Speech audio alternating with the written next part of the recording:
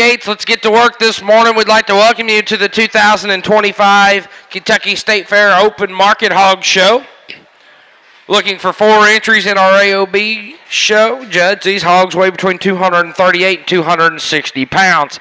Speaking of our judge, we'd like to recognize our judge today, Mr. Seth Ebert. Seth serves as an animal science lecturer and the livestock judging coach at Ohio State ATI in Worcester. Seth attended Casper College in Wyoming, where he received his associate's degree in 2013 while competing on the livestock judging team. Following his 2-year stint in Wyoming, Seth then transferred to Colorado State, where he finished his bachelor's degree in animal science. There, he also competed on the livestock judging team. Seth then took a job managing a nationally recognized show pig boar stud in Nebraska for 4.5 years. Seth moved home to Ashland, Ohio in the fall of 2019, where he owns and operates Mohican Valley Genetics, selling state and national caliber purebred show pigs. Folks, if you're around ringside, put your hands together for our judge today, Mr. Seth Ebert.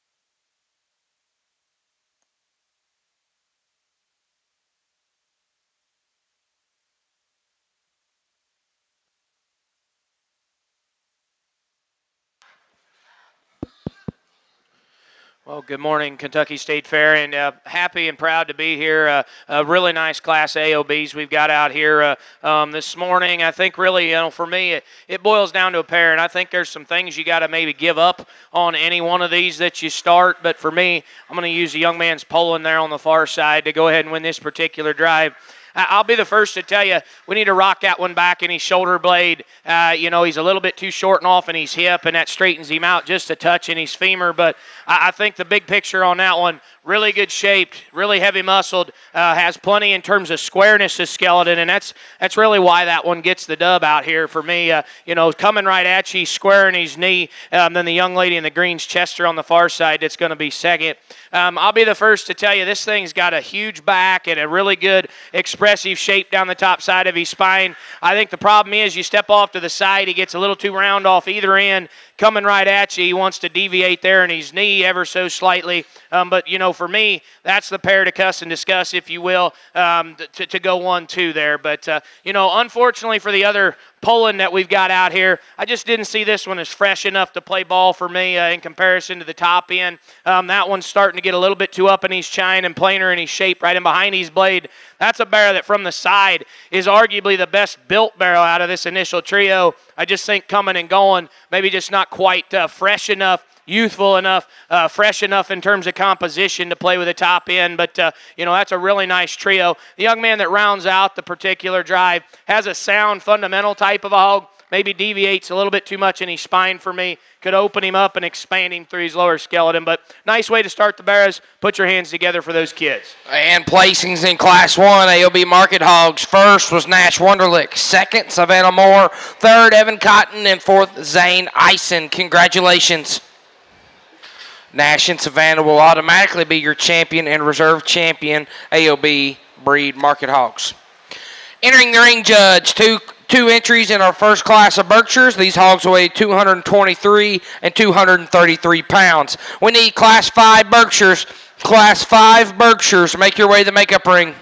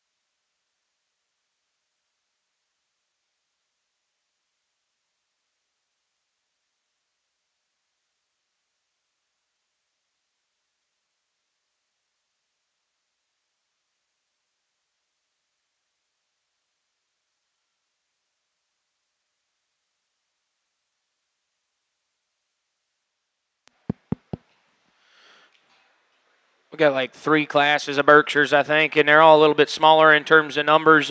Only 2 entries in this particular drive. And, for me, I like the young man to go ahead and win. I just think as an individual, the only thing I'd change about that barra is probably letting him out in his maturity just a touch for this particular judge. I think he's plenty small, in my opinion. But I think if you just study him as an individual, that thing is opened up, pried open, really big in terms of his back, fresh in terms of his shape. He's got undoubtedly the best rear leg that we've got out here out of the 2 entries. The young lady's gilt there. I actually like this one's maturity pattern, maybe a little bit later and more extended in terms of her cane. Just for this judge, I think coming right at you, she just is a little bit too concaved in terms of her sternum, a little flatter in her blade shape, and then when you tuck in behind her, I'm a little forgiving on her rear leg. When there's muscle pushing their skeleton apart, I just didn't think she was stout enough muscle to be pushing out in her hock, but a really nice pair there. Put your hands together for those kids. And placings in class number 4, Berkshires. First was Daniel Laurent. Second, Marissa Maple. Congratulations. Looking for 4 entries in Class 5, judge. These hogs weigh between 247 and 263 pounds. We need Class 6. Class 6 Berkshires. Make your way to the makeup ring. Following that class, we'll select your champion and reserve champion Berkshires.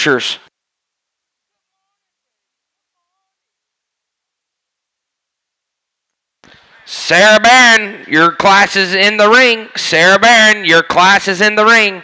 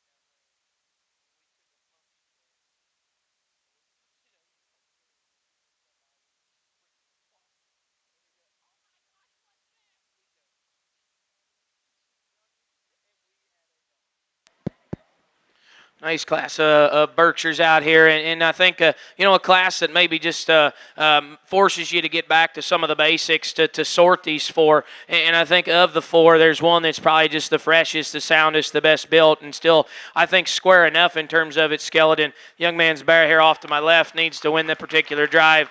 That's bar none the freshest in terms of just sheer back shape, and then when you set off to the side, that's a good built one. I mean, honestly, you want to nitpick him, open him up just a touch as we're starting to get up there and weight just a little bit. He could use just a shot more punch down low, but I think overall that's just the one you've got to filter to. Then I think it gets real interesting because, there's some differences in terms of being raw in their shape out here. Maybe some that, in a Berkshire drive are starting to get a little bit on the chuffier side, but out of the three, I think you just got to get back to the basics and say which one's opened up, which one's square in terms of its skeleton. I know he's just a little bit plain, but the little fella right here is going to go ahead and be second going off here into the corner. Good job, buddy. I think, honestly, coming at you, that's the next widest chested, boldest bladed one going away. That's the next stoutest out of its upper hip, genuine through its lower skeleton. I kind of forgave that one just a little bit for being a little plainer shape because, I think maybe not quite aggressive enough to play with the top end of this drive, but I think overall, nuts and bolts, keeping them opened up at the ground, that's the next best one. The young lady's gilt right here needs to come third, and she can be mad at me, I guess, because I think that one is probably a little fresher in terms of skin and hair than the one that beats it. Just for this particular judge, I don't call her shape fresh. I call her shape raw because she's a little bit flatter in her fore rib, a little bit more closed up coming at you. For a market show, I just need to see more of that one to sneak her up in there into the top pair. The young lady that rounds out the class for me, that's the one that I think from the side gives you a pliable sound, kind of functional type of a build. But coming and going, that's the one that's concave the most in terms of its chest, kind of big up high, narrow down low. I call that one just a touch too counterfeit for me, but I think a really nice set there to cuss and discuss, I guess, if you will. Put your hands together for all those kids as they head back to the barn. And placings in class number 5. First was Tanner Ison. Second, Sarah Barron. Third, Ava Deniston. And fourth, Kelsey Clapp. Congratulations. Looking for 3 entries in class number 6. Judge, these hogs weigh between 278 and 285 pounds.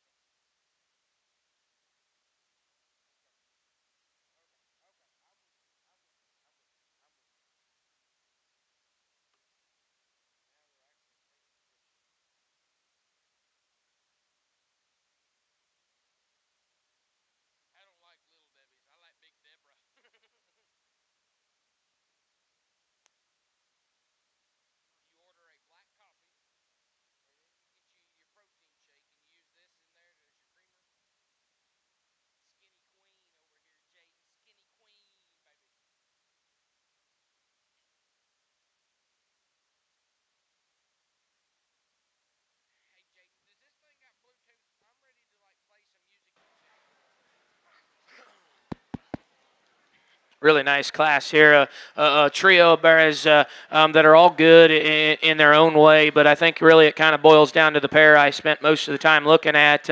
In my opinion, they're very close. There's one that's probably just a little bit more expansive through its upper skeleton, and then there's one that's just a little bit denser featured and probably just a touch more genuine through its lower skeleton. And I guess for me in this particular judge, I've always been one to go back to the ground and say which one tells me they're square and kind of manly up high just by looking at them at the surface. I think the young lady in the pink coming at me needs to win this particular drive because of that. That's the dense, stout, four-armed one that's still got a really good look from the side. That one coming right at you is good enough in terms of his chest.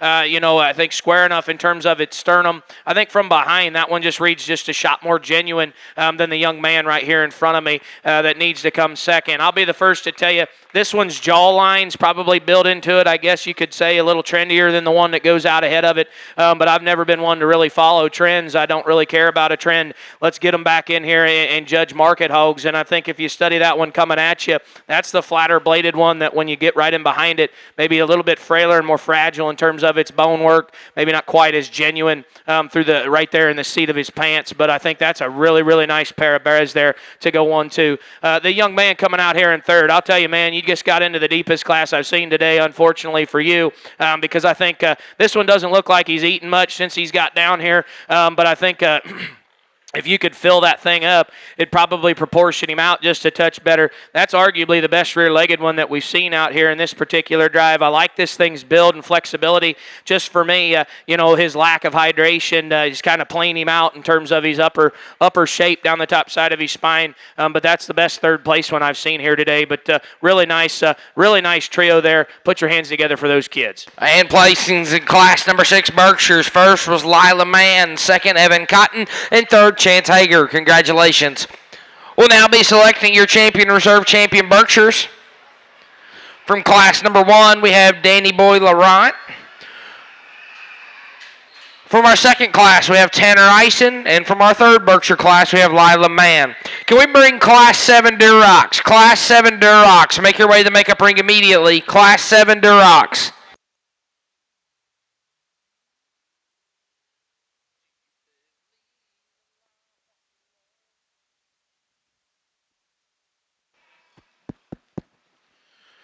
One thing I've been called on a microphone is, I don't keep my cards too close to my vest. To be honest, when I like them, and I'll tell you about them and how much I like them. So I think it should be to no surprise. The one that I think is just the best one out here from a maturity standpoint, still has a late maturing look, but yet still opened up and genuine in terms of its build. The young lady out of the last class will be your champion. Your champion Berkshire will be entry number 19, Lila Mann. That'll drop in Evan Cotton in contention for reserve.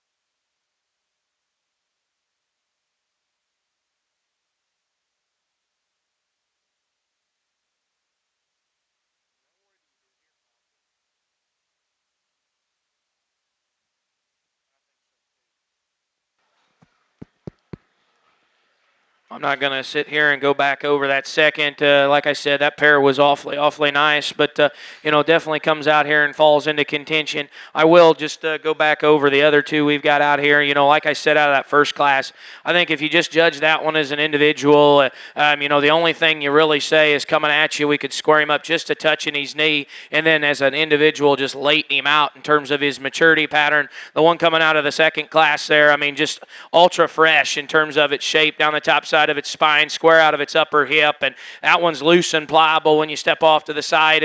It's really studied that one at the surface.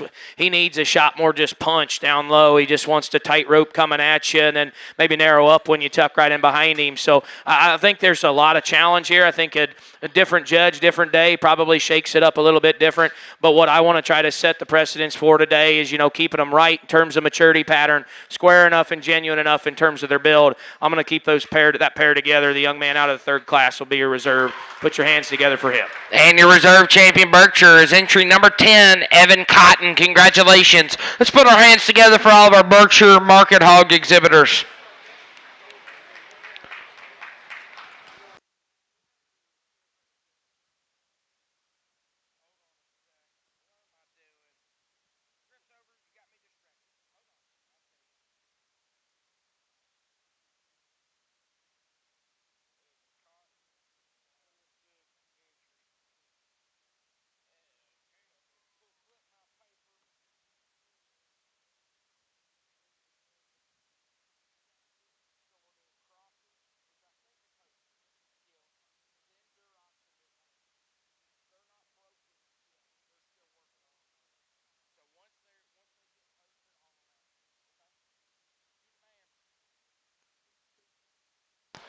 Entering the ring is Class 7 Durocs, 4 entries. Judge, these hogs weigh between 225 and 236 pounds. We need Class 8 Durocs. Make your way to the makeup ring. Class number 8.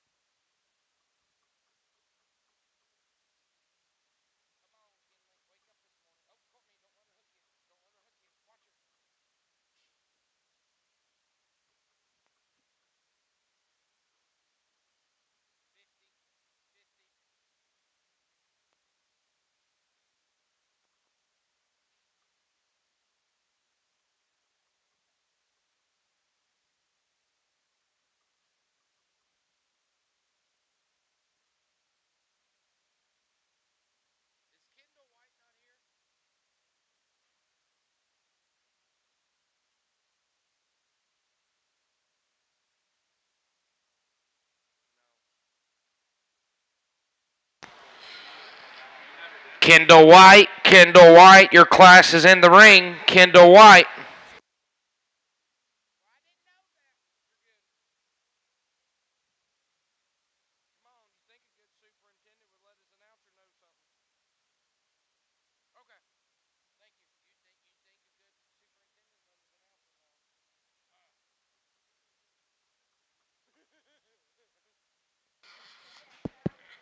Well, this is a breed that's near and dear to my heart. I've raised a lot of them over the years and still raise them today. And I think, a really, really nice trio here that I personally just feel kind of falls the way they do.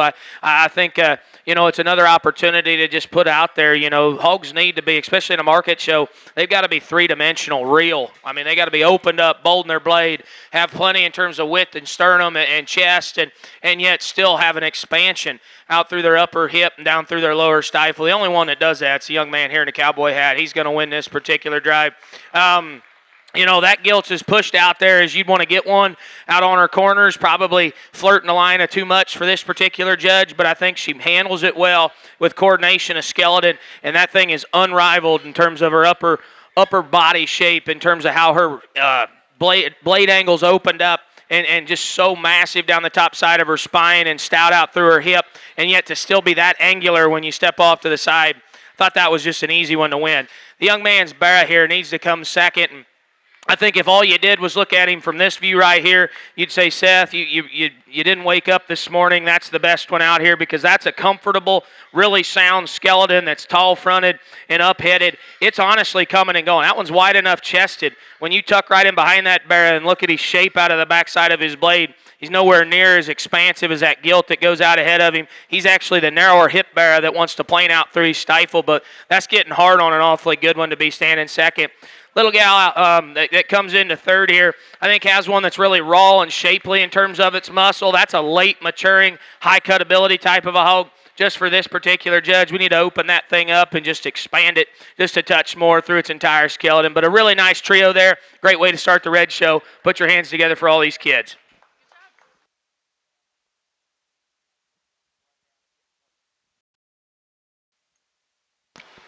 Placings in class number 7 Durocs. First was Kaiser Sutton. Second, Mitchell Webster. And third, Kinley Grace Trent. Congratulations. Looking for 6 entries in this class, Judge. These hogs weigh between 268 and 275 pounds. We need class 9 Durocs. Class 9, please make your way to the makeup ring.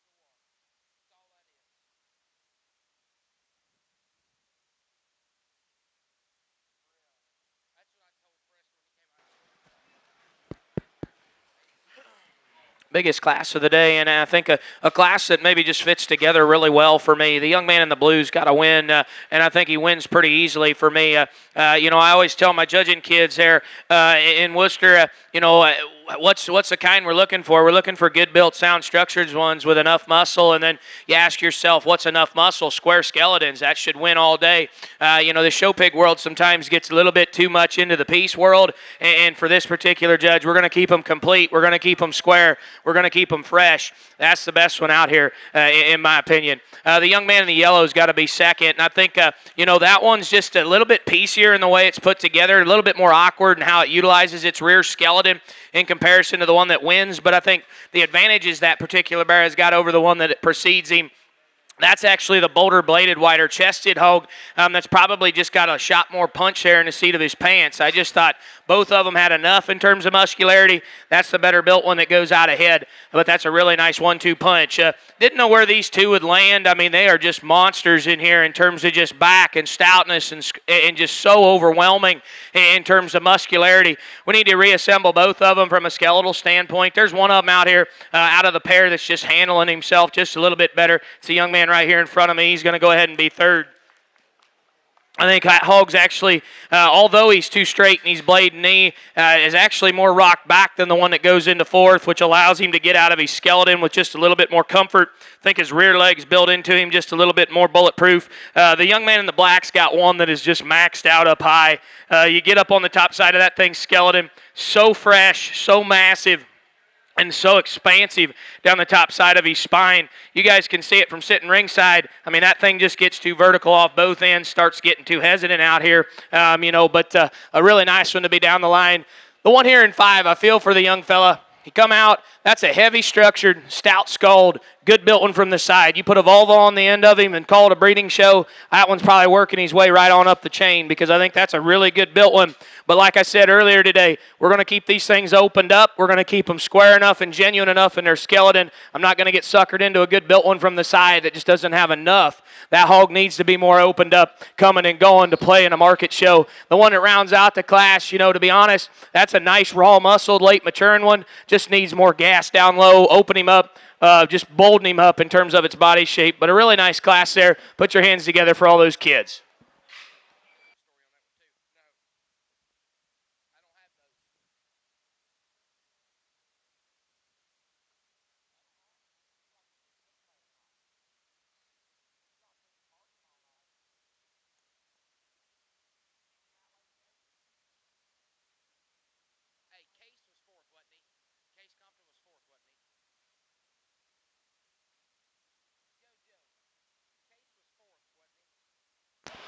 Placings in class number 8. First was Nash Wunderlich.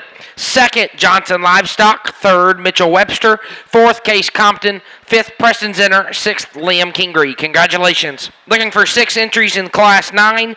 Judge, these hogs weigh between 277 and 284 pounds. We need class 10. Class 10, make your way to the makeup ring. Class 10 Durocs, that is, Class 10 Durocs. Following this class, we'll be selecting your champion reserve champion Duroc.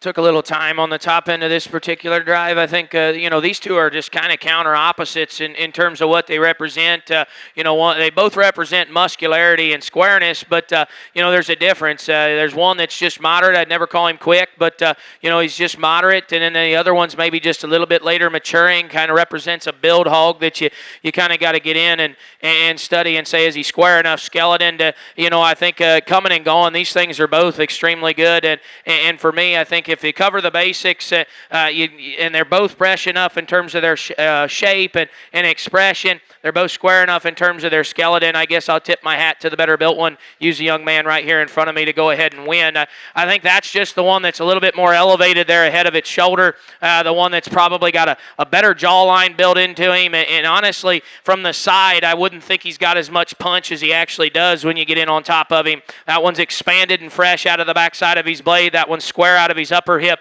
I think he's pushing the envelope from behind in terms of hock placement, but, he's flirting the edge, but I like that about him. I feel for this one. I had this pair switched both ways, several different times. Absolutely love the mass, power, and substance this bear has got. I think, unfortunately, it also works to a disadvantage a little bit. It kind of shortens him up and then just rounds him up just a little bit. You could pick him up there in terms of the way he ties his neck into the top side of his shoulder blade.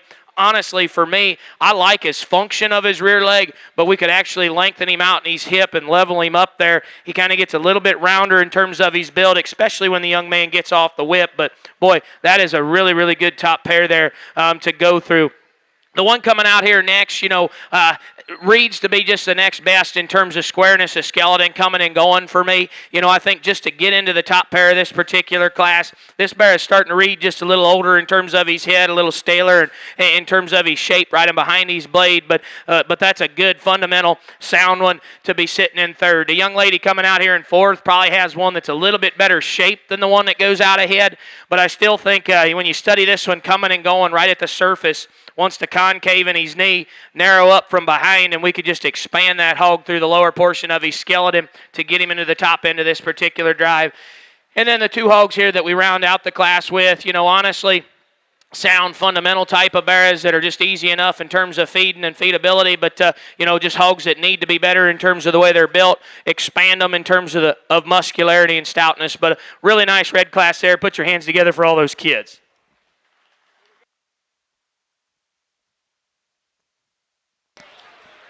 Placings in class number 9 Durocs. First was Daniel Laurent. Second, Mitchell Webster. Third, Madeline Strain. Fourth, Brooke Montgomery. Fifth, Marley Toll. Sixth, Case Compton. Congratulations.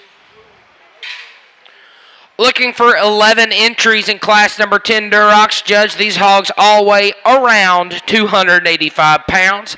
Following this class, we'll be selecting your champion and reserve champion Duroc. So class 10 Hampshires. Class 10 Hampshires. Think about making your way to the makeup ring, please.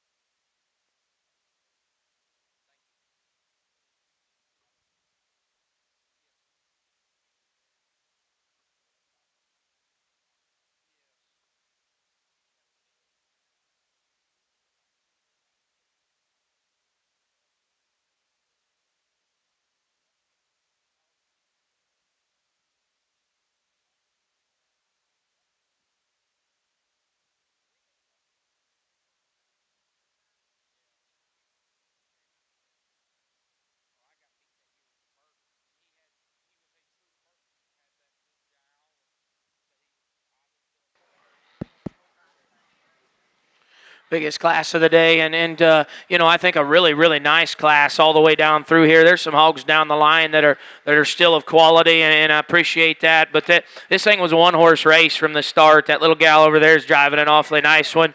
I think just in terms of width of chest, expansion, freshness, shape, all the things you want to throw into one, and then you add the additional fact that is bar none the actual loosest and most athletically hinged hog that we've got out here. I was in on that one from the word go. I really spent most of the time out here sorting this second and third. For me, there's differences in age here between these two hogs, to be honest. So then you got to weigh that into it and say, okay, there's some density differences. There's some stoutness of skull differences. I guess at the end of the day, I still think the older one's the better one. The one there on the far side is going to go ahead and be second. I think, I've got to forgive him just a touch, coming right at you. Father Times maybe slapped that one in the head just too many times to be fresh enough to play with the one there on the top end. But I think in terms of, get on the top side of that thing, skeleton, so much more expansive in its body shape, so much bolder out of the upper portion of its skeleton than the one that comes in third. And I think the added density of feature and stoutness of forearm maybe works to his advantage. The one here that the young man's driving in third, excuse me, I think that one's a really fresh-backed one that's long and extended, and I'm not worried about moderation. I think that's a term that gets overused. If they're proportionate, I don't care how long-bodied they are. This one proportions to me and is put together very athletic and loose in terms of its skeleton.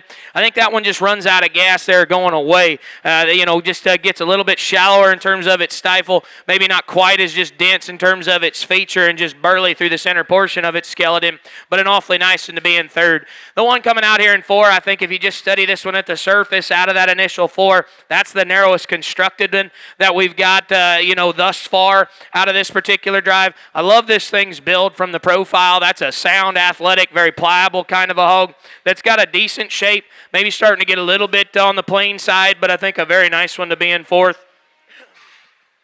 The one coming out here in five, I weighed this one. I thought, just in terms of width of chest coming at you, red square enough, bold enough in terms of its blade, get on the top side of its skeleton, had a decent shape for a heavyweight red barra. It's going away that one gets maybe a little bit more in trouble. I just think he gets a little bit plainer and just a little bit staler in terms of muscle pattern when you tuck right in behind it. And from here on down, we can just let these roll. I think hogs that have some muscle, obviously we're getting up here in terms of age and weight. These things are starting to get a little bit staler, a little bit harder in terms of their rear rib and flank because of that staleness. Or maybe just don't have enough in terms of punch. But a really nice way to finish up the Reds. Put your hands together for all those kids. And placings in class number 10, Durocs. First was Ava Jackson. Second, Madeline Strain. Third, Mitchell Webster. Fourth, Wyatt Moore. Fifth, Johnson Livestock. Sixth, Cole Terry. Seventh, Wyatt Stump. Eighth, Daniel Laurent. 9th, Finley Baker. 10th, Emery Burnett. 11th, Liam Kingery. Congratulations. We'll now be selecting your champion and reserve champion Duroc. In contention from class number 7, Kaiser Sutton. From class 8, Nash Wunderlich. Class 9, Daniel Laurent. And from class 10, Ava Jackson. We need that first class of Hampshires, class 10 Hampshires. Make your way to the makeup ring immediately. Class number 10 Hampshires.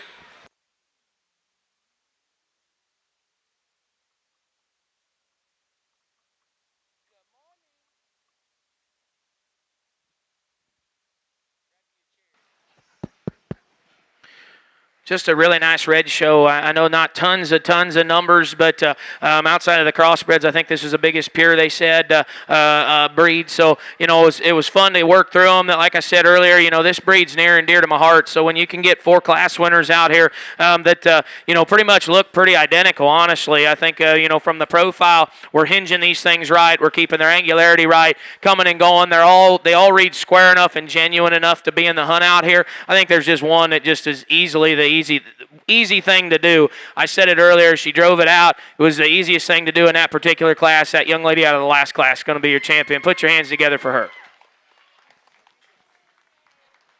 Your champion Duroc.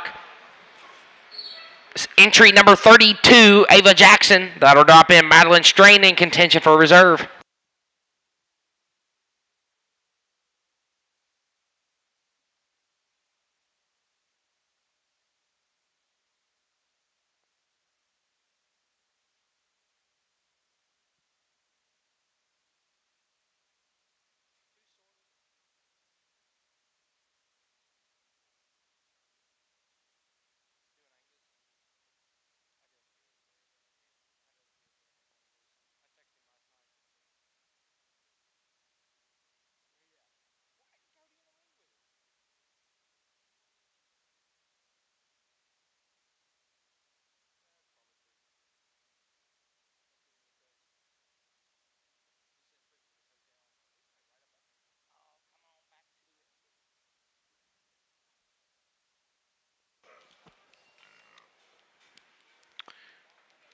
like I said, just a very, very good red show. And I think what it boils down to for reserve, I thought that champion was just awfully nice.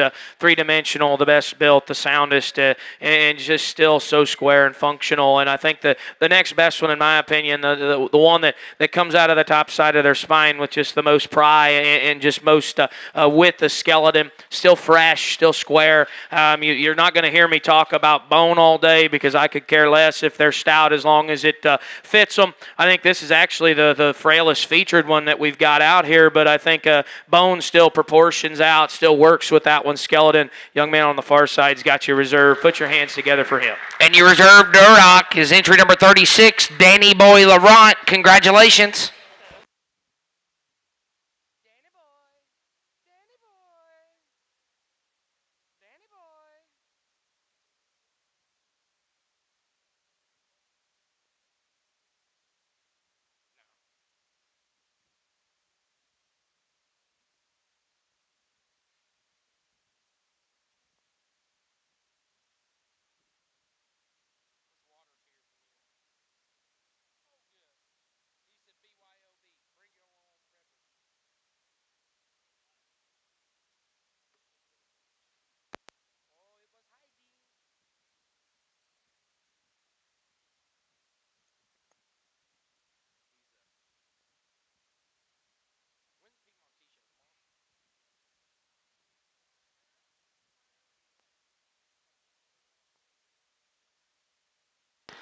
Entering the ring is Class 10 Hampshires. 3 entries judged. These hogs weigh between 235 and 241 pounds. We need Class 11 Hampshires. Class 11, make your way to the makeup ring immediately.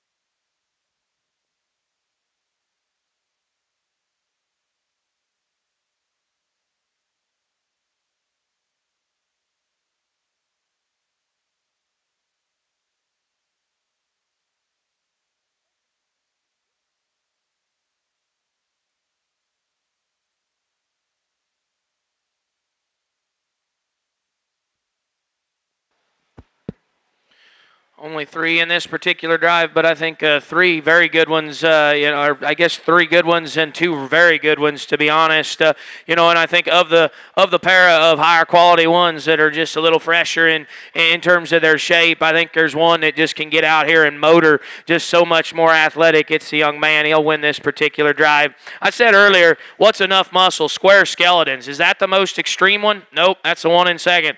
But in terms of being so complete, so fault-free in terms of his skeleton, he's bulletproof in terms of his build. Coming at you, he's square in terms of his chest, bold in his blade, expansive down his spine. I like that bear a great deal. Young lady there on the far side's got to be second, and she's probably not happy with me. She's bringing one that's really maxed out in terms of shape and spread up high. But I think, you set these things out on the drive. That one's just too vertical in terms of its blade and knee, ties its neck just a touch lower into the top side of its blade. And that one actually gets straighter and more rigid in terms of its femur. But I love how fresh and juicy that one is through the center portion of his skeleton. Just needs to have a better running gear put underneath him. And the one that rounds out the class, that's a very functional, easy feeding type of a Hampshire hog, just not in the same class as far as a build standpoint as the 2 there ahead of him. But really nice way to start the Hampshires. Put your hands together for those kids. Your placings in Class 10 Hampshire Market Hogs: first place, Daniel Laurent; second, Amelia Gripsover; and third, Addie Mae Williams. Now entering the ring, Class 11, with 4 entries. 3 entries.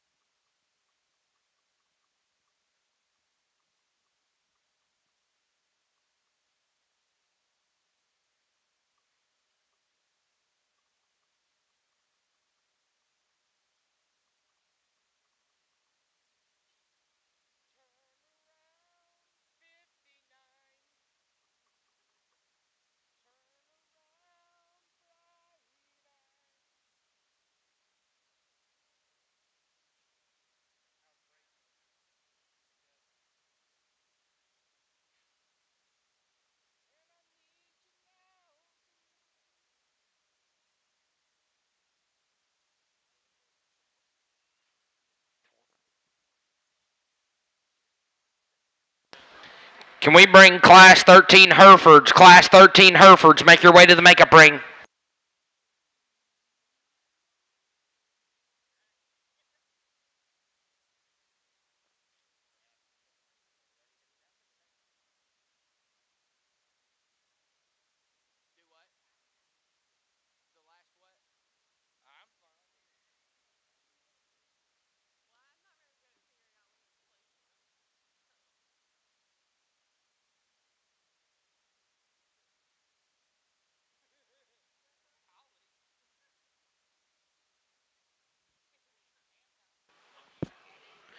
Nice trio out here again, and I think an easy place to start. It's a young man on the far side there to go ahead and win the particular drive.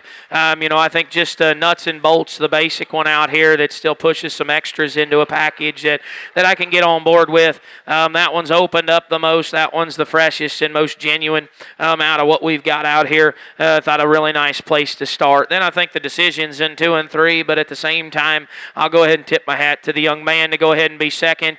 I get it. That one probably gets a little bit different in the way it utilizes its hock and hind leg and a little more uncoordinated, and that's why it can't compete with the top end. But I think compared back to the one we've got in third, that's the wider-chested, bigger forearmed one that's just spread and more opened up through the top side of its skeleton. The young lady that rounds out the class, I said in the last division, I'm not a bone junkie by any means, but that one does get a little bit frail for what it's packing up high. We could amplify that thing in terms of just feature and stoutness of skull and jaw wall and just open it up when you get down through the lower portion of its skeleton. But really nice trio there. Put your hands together for those three kids. They head back to the barn. And placings in class number 11, Hampshire's first was Carson Crouch, second Braden Howard, and third Dennis Eve. Congratulations. We'll now be selecting your champion reserve champion Hampshires from Class 1, Danny Boy Laurent, and from the second class of Hampshires, Carson Crouch.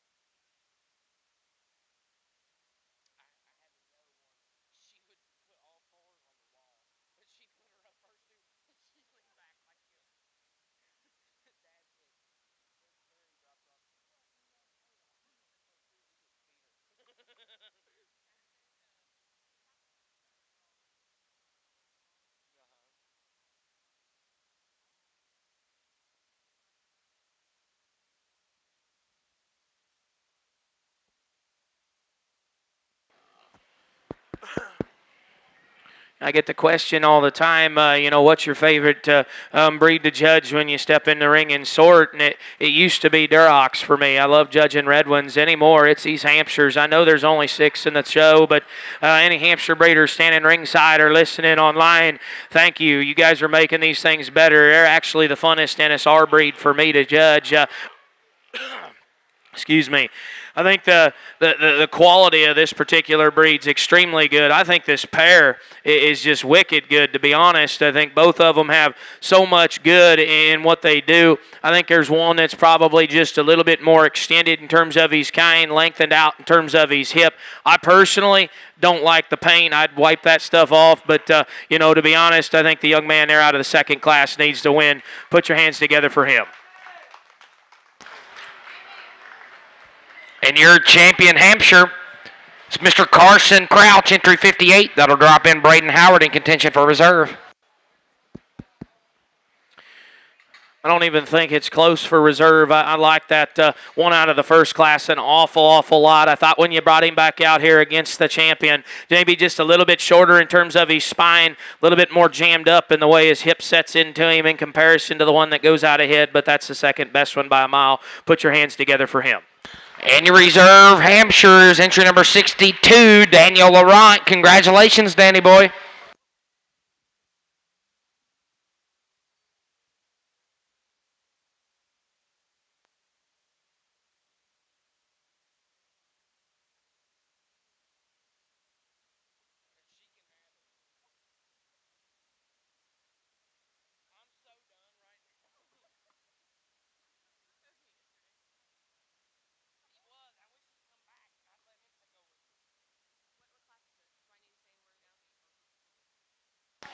We are now showing Class 13 Herefords with 2 entries.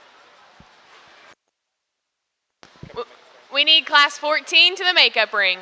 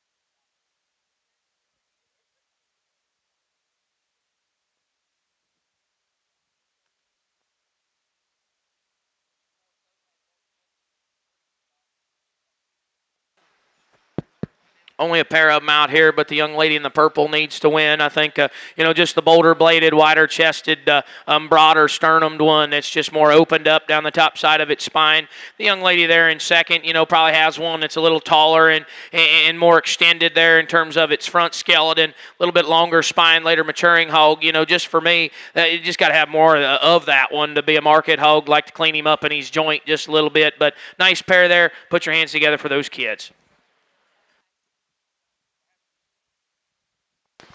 Placings in Class 13. First place is Quiz Herefords and second, Cora Denniston. That was bad. We're now showing Class 14 with 3 entries. 279 and 280. Weighing between 279 and 285 pounds. Following this class, we're selecting Champion and Reserve Hereford Market Hog.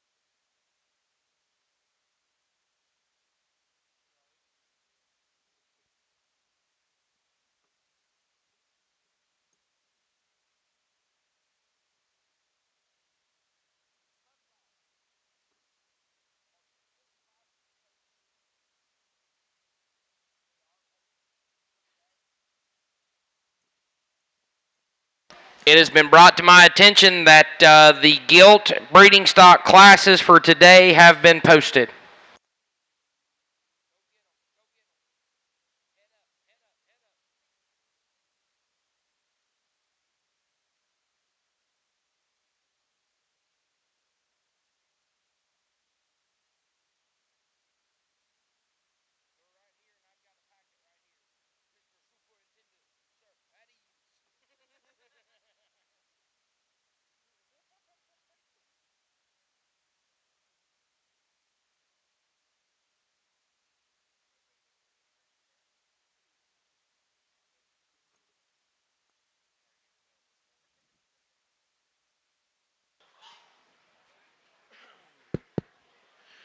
Nice trio of hearse out here, and I think it boils down to a top pair, in my opinion. And of that pair, which one's just a little bit more rock back in the angle to its blade and knee, and which one actually functions with more coordination out of its rear skeleton. I think you got to dip in there and call him square enough, but the young lady there in the pink in the middle is going to go ahead and win this particular drive. I think, coming at you, he could be just a little broader sternum. I think when the young lady finally gets him settled down, she struggled getting him to the scale there, just getting his pace right. But then once you get him out here and get him showing, I think that one actually squares up and his skeleton builds out real nice. The young man's gilt there in the middle needs to come second in a quick hurry. I think, the front skeleton of this one, I like this one, skull, jaw, and the way it ties its neck into the top side of its shoulder blade.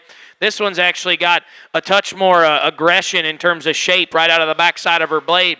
She just gets so piecey in terms of the way she's built. She gets more vertical on her blade and knee, gets a little bit more vertical in terms of her femur, which causes her to be the more uncoordinated one out of her rear skeleton. There's some size difference in those two, but, I think that's the pair, if you will. That's pretty close in my opinion.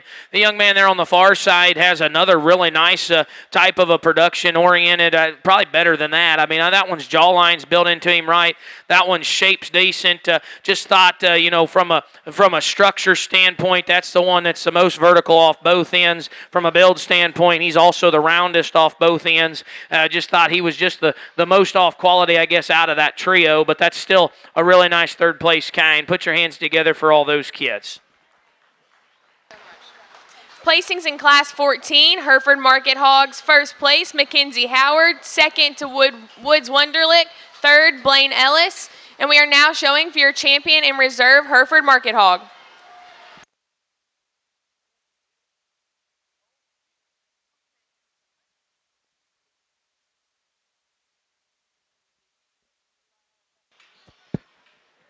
Only a handful of Herefords in the show, but I think, when you get back out here and bring the class winners back out, there's an easy one that, for me to go ahead and tie into. It's the young lady out of the second class there on the far side. She'll be your champion, Herf. Put your hands together for her.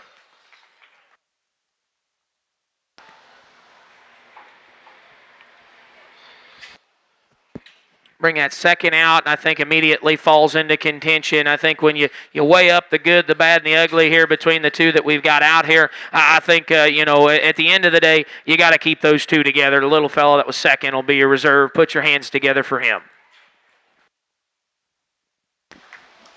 Your champion, Hereford Market Hog, goes to Mackenzie Howard, and your reserve champion is Woods Wunderlich. We will now be showing Class 1 of Landrace Market Hogs with one entry in the first class.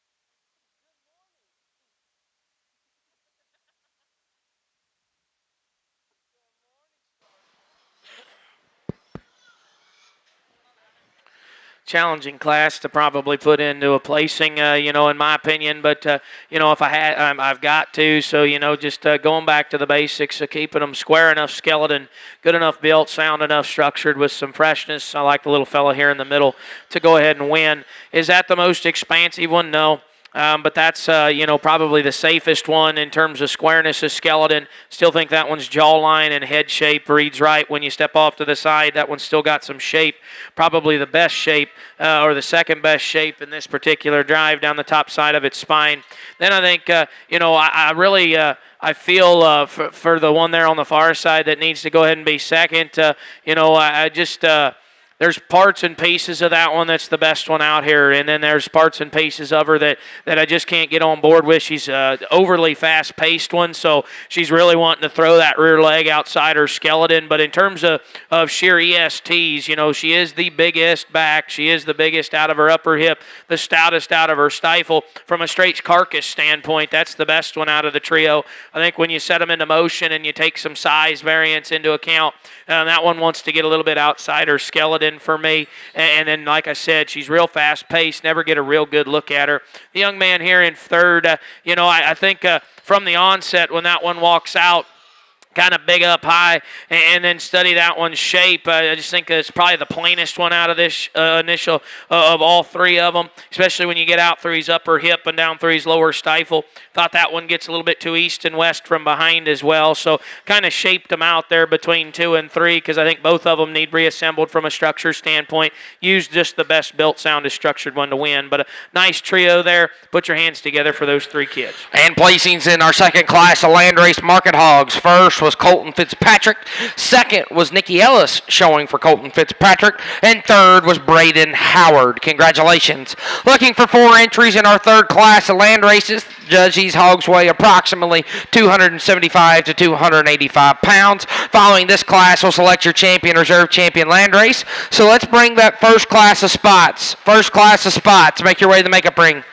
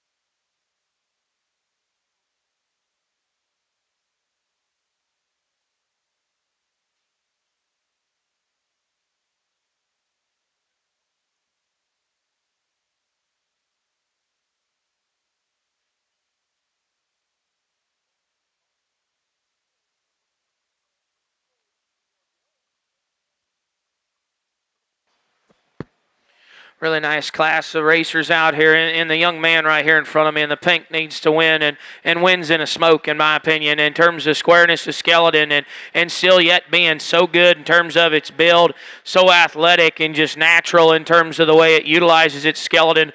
Easy place to start for me. The young man there on the far side needs to go ahead and be second. I think that's the next best in terms of width of chest and sternum.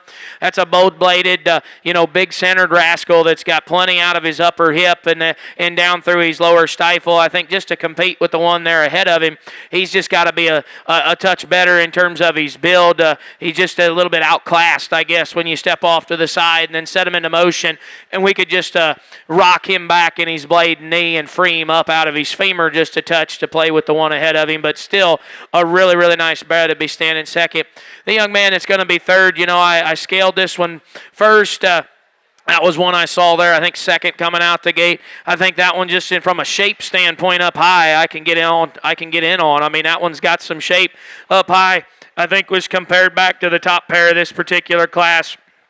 All it takes is see him go away, see him come at you. You'll understand what I'm saying. There's just not enough hog there. When you study him at the surface, we could open him up and pry him open just a touch different to get him up there to crest that top pair. And the young lady that comes out, rounds the class out, to be honest, this is a heavy structured, dense featured type of a racer. I guess the difference between 3 and 4 is the shape. I mean, this one just, Father Time has definitely got a hold of this one. That one's concaved in his knee, planed out up high, but I love that thing's feature. That one's a pliable, loose skeleton, easy feeding kind. I just think he's just a little bit too old and stale for me today, but a really nice class of Landrace. Put your hands together for all those kids.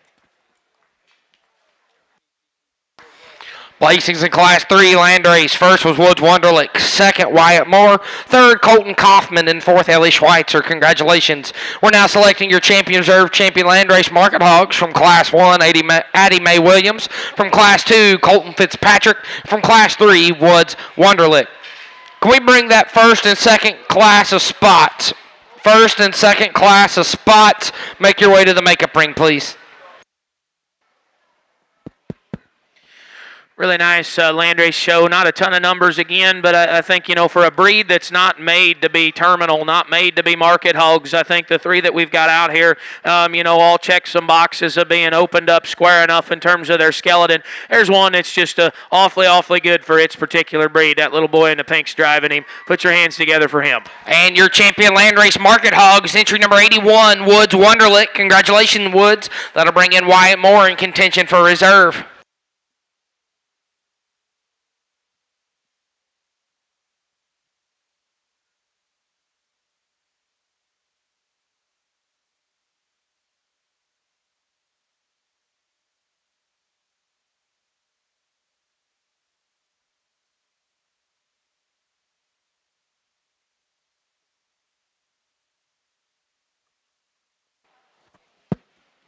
Reserve, I think, gets a touch more challenging to get a hold of, I guess. But between a pair out here that I think it boils down to, I think there's one that's just quite a bit better in terms of just width, expansion, stoutness, and represents what a good market hog should be. I think when this one actually settles in and the young man can get his head up, he kind of proves the fact that he's still good enough built to be a reserve. Young man there in the corner, number 79, is going to be a reserve. Put your hands together for him.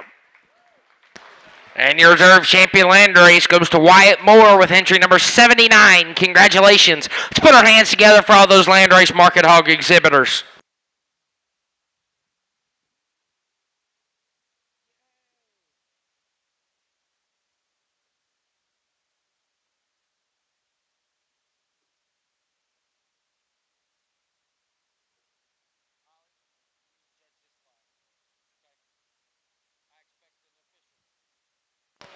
Entering the ring is our first class of spotted market hogs looking for one entry. Judge, his hog weighs around 239 pounds.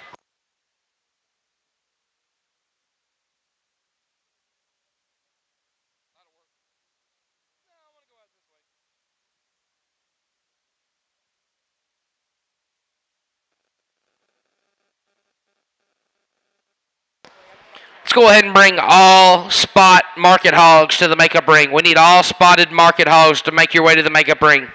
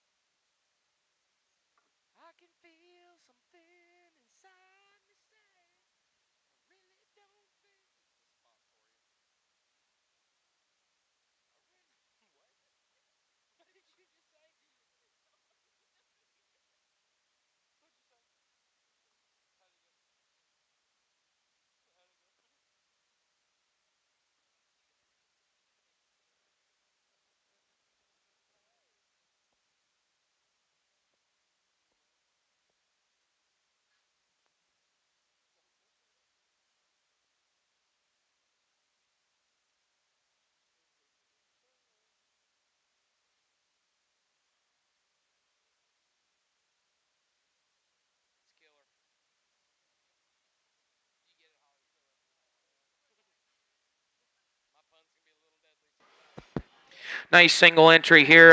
Represents what spotted hogs are known for in terms of density of feature and just terminal muscle shape. I think that one down the top side of its spine's plenty lean, plenty crisp, and big out of its upper hip. Has a big old paw. That's a really nice single entry there. Put your hands together for him. And congratulations, winning our first class of spots is entry number 83, Kenton Burnett. Looking for 2 entries in this class, Judge. These hogs weigh between 265 and 270 pounds.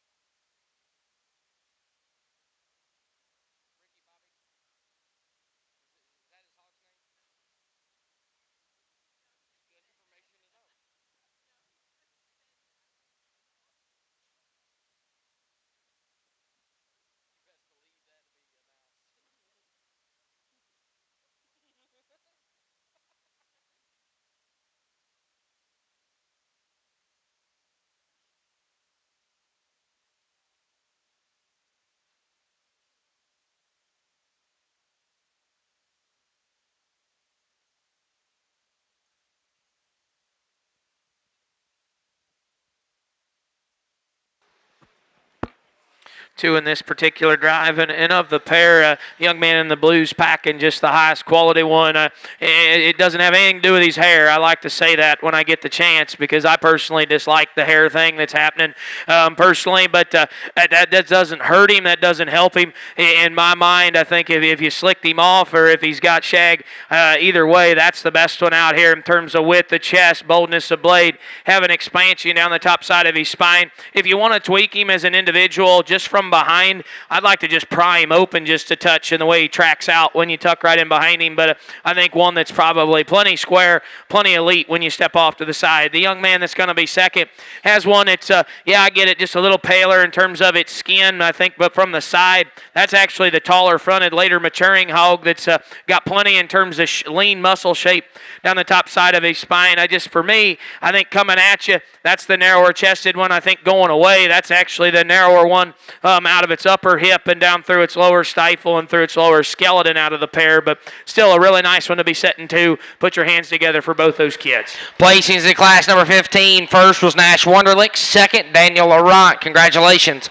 Looking for 3 entries in our third class of spots. These hogs weigh between 281 and 285 pounds. Following this class, we'll select your champion reserve champion spot.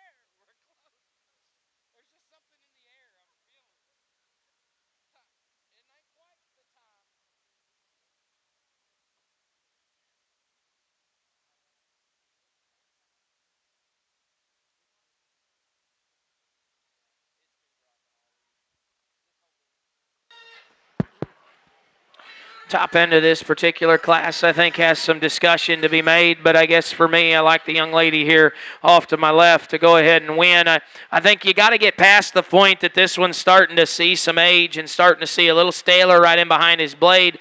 I mean, that's a heavy-duty, good jawline, good fronted one that I think so athletic and sound. I think coming at you, I can live with his chest. Going away, and that one's starting to get a touch staler there in the seat of his pants, but I think a nice one that I just kind of fall into from a structure build standpoint, kind of forgive him just a touch as we're getting into these upper weights. Young fella here in the middle, I'll tell you, that pair right there I think does have some discussion. He's packing the one that's the widest chested, the boldest bladed, the biggest ended, and probably, I would say he's the most shapely. I'm not going to say the best shape, but he's the most shapely. I think he's just a little rawer in terms of his shape, but I think with that, he really wants to deviate in terms of his skeleton. When he comes right at you, he wants to wing out in his elbow, and then when he get him on the drive, the way he utilizes his hip loin to function, throws that femur and that back foot forward with a little bit more hesitation and just a little bit more uncoordinated in how he hits the surface. That's the pair to cuss and discuss, in my opinion. If you flip it, I probably wouldn't argue with you very much. I had it both ways a couple different times. The one that rounds out the class, I think, is a nice fundamental kind that's got some pliability and some looseness of skeleton, has volume of muscle. I think just in comparison to the ones ahead, you study that one at the surface, runs out of feature, runs out of muscle, but a really nice way to finish up and round out the spots. Put your hands together for those three exhibitors. And placings in Class 16 spots. First, Ruby Atchison. Second, Wyatt Stump. And third, Shoemaker's Show Pigs. We're going to be selecting your champion and reserve champion spotted market hogs in contention from our first class of spots, Kenton Burnett. From our second class, Nash Wonderlick. And from our third class, Ruby Atchison. We need all Tamworth, so you need to be in the makeup ring. Honestly, it's always nice when you got a smaller number show, and then you still can get class winners out that you can live with, that you can like and get and appreciate. I think all three of these, have some value and represent the spot breed in a positive manner. But I think there's one that's just quite a bit fresher in terms of its shape, quite a bit better in terms of its forerib. I think it's bar none the best built one from the side, like I said, in his particular class. Open him up just a shot from behind, and I think he runs away with this thing. The young man there in the blue's got your champion spot. Put your hands together for him. And your champion spot is entry 92, Nash Wonderlick. That'll drop in Daniel Laurent in contention for reserve.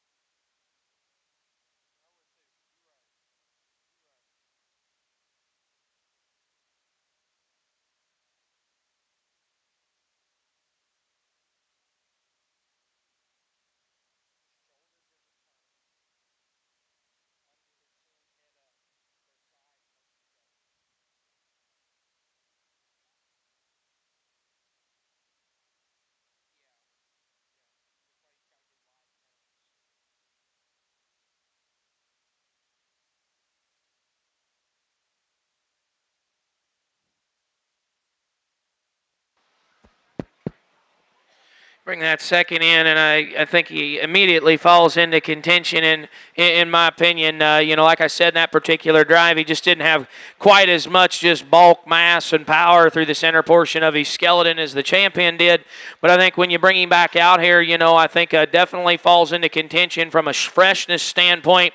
I think then it becomes more of a pair that you've got out here. And of that pair, I think that one actually is the next best one in terms of freshness, squareness, and being good enough in terms of its skeleton. It's just a simple freshness call. I'll keep those two together. The young man that's second will be your reserve. Put your hands together for him. And your reserve spot is entry number 88, Danny Boy Laurent. Congratulations.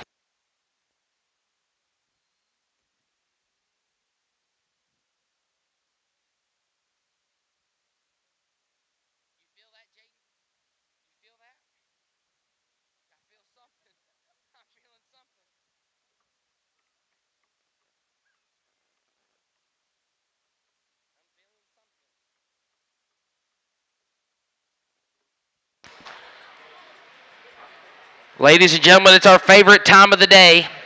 It's Tam time. Entering the ring will be class number 17, Tamworth's. 3 entries judge weighing between 243 and 285 pounds.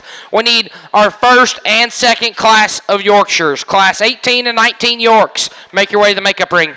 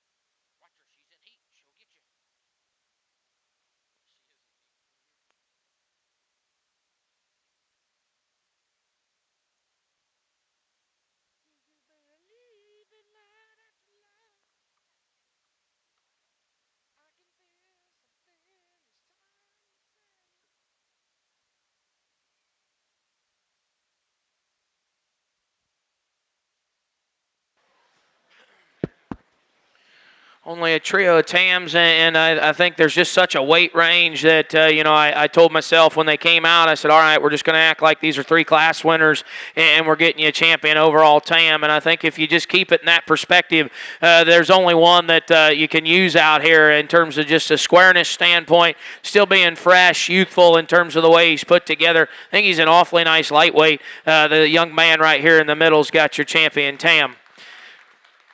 Then I think it becomes pretty interesting between the other pair, out here of which way I want to tip my hat. I guess for me, I wouldn't be consistent if I didn't keep them opened up in their chest, bold enough in their blade, and have enough in terms of shape. That's why I'll use the young ladies right here in the middle to go ahead and be reserve. I think just in comparison, yep, both of them, have some problems we need to fix. This one's body shape needs to be better, and that back right wheel gets awfully scary when you tuck right in behind it. But I think just from what I've been standing for today, that's just the next best. The young lady that rounds out the drive, has one that's better in terms of its body shape, in terms of depth of heart and depth of rear flank from the profile. I just think coming and going, there's just not enough hog there, especially for a heavyweight. We've got to open that thing up and stouten him up to play ball. But a nice set of 3 there for the Tams. Put your hands together for all 3 of those exhibitors. And placings in our Tamworth show. Congratulations. Winning was number 97, Brantley Shoemaker. Second in automatic reserve was Kenton Burnett. And third was Triple S Farm. Congratulations.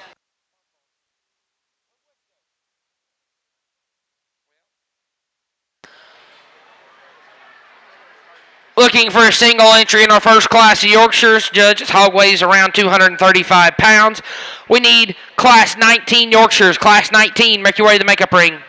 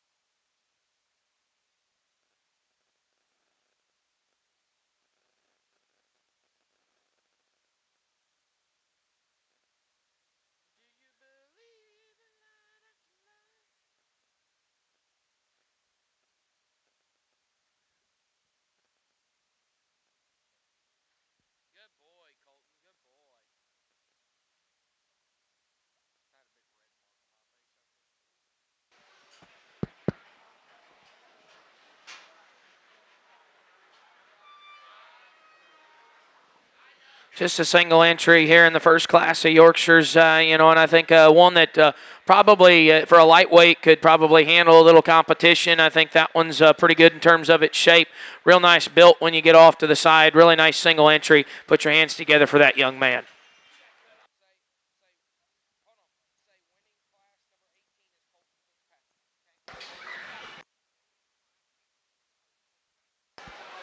Winning class 18, Colton Fitzpatrick. Entering the ring is class 19 Yorkshire, 3 entries weighing between 249 and 258 pounds. We need class 20 Yorks. Class 20, make your way to the makeup ring. We're going to take a 10-minute break following the conclusion of our Market Hog Show before our Crossbred Gilts.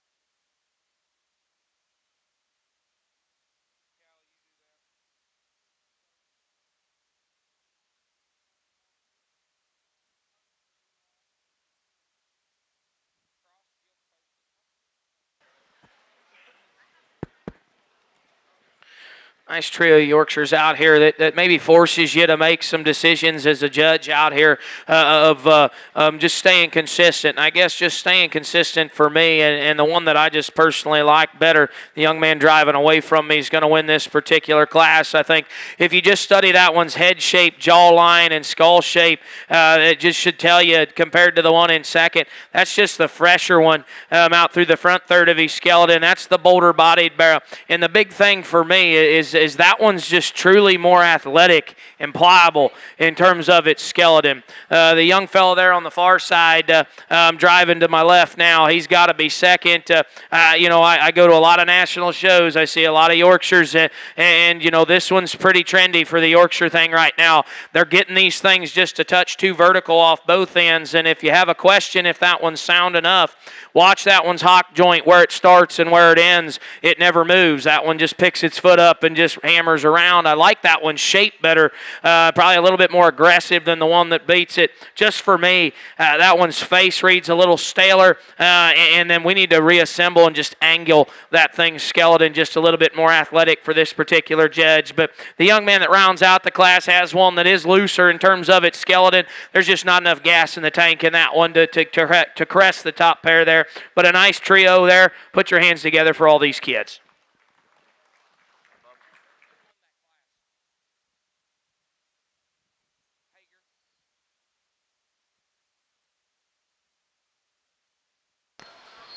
Placings in class number 19. First was Ryland Hager. Second, Evan Cotton. Third, Shoemaker Show Pigs.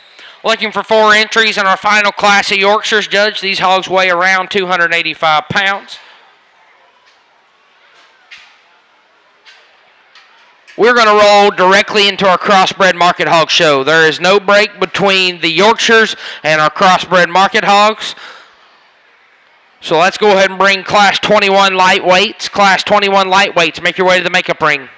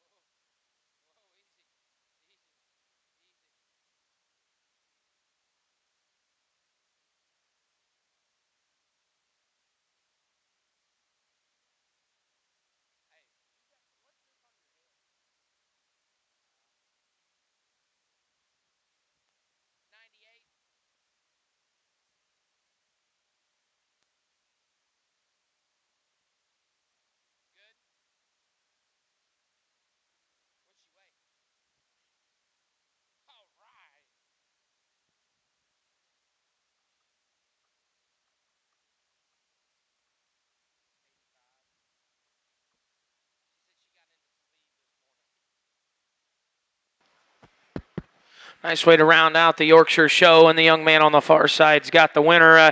I think not only coming and going, but from the side, that's just the best one. As you get into these older, heavier weights, I guess, you know, their lower skeleton tells a lot of the tale. This one is actually the squarest in terms of his knee and his sternum. I think when you step in behind him, that's just the squarest hocked one. Yeah, we'd like to lengthen him out just a scotch in terms of his hip, but I think nuts and bolts, that's an awfully nice type of a Yorkshire bear to go ahead and win the last class here. The young lady here in the purple's got to go second, and I think, you know, the difference between that one and the one in third is there's just more of that one in terms of just bulk, stoutness, bolder bladed, stouter skulled, wider chested, and just bigger ended than the one that comes in third. Just thought that one's lower skeleton is just a little bit too closed up and stale for me. That one's starting to get plainer in terms of his shape in comparison to the one that beats her. But you know, a nice one to be in second. The one in third, I really studied that hog because I'll be the first to tell you there needs to be more of him. I think what you're seeing is probably a little bit more on the fat side than true muscle. But I think the difference between that one and the one coming out here in four, you know, there's just a better body shape, actually a touch more width the chest than the one that rounds out the class. The little fella that goes four, I'll be first and foremost honest, I tried to get this one into third. I tried. I like this one's maturity pattern better. That one represents a higher cutability type of a carcass maybe, you know, than the one that goes out ahead. You know, I tried to talk myself into saying that one's wider constructed, but you look at that one coming at you, there's not enough chest floor there. And then from behind, I actually think it's the fact that that one's femur and rear leg needs reassembled is why that one has width of skeleton. So I just didn't give it a pass on that. Think that one needs to be quite a bit more opened up, you know, to play here with the top end. But a nice way to finish up the Yorks. Put your hands together for those four kids. Placings in Class 20 Yorkshires. First was Chance Hager, second Isla Schweitzer, third Emery Burnett, and fourth Lincoln Turner. Congratulations. We're now going to be selecting your champion and reserve Yorkshire Market Hogs. In contention, entry 100, Colton Fitzpatrick. Entry 103, Rylan Hager, and entry 102, Chance Hager. We need Class 21 crosses. Class 21 crosses, make your way to the makeup ring. After the selection of our market hogs, we're going to be taking a 10-minute break. We will then go directly into our Crossbred Gilt Show.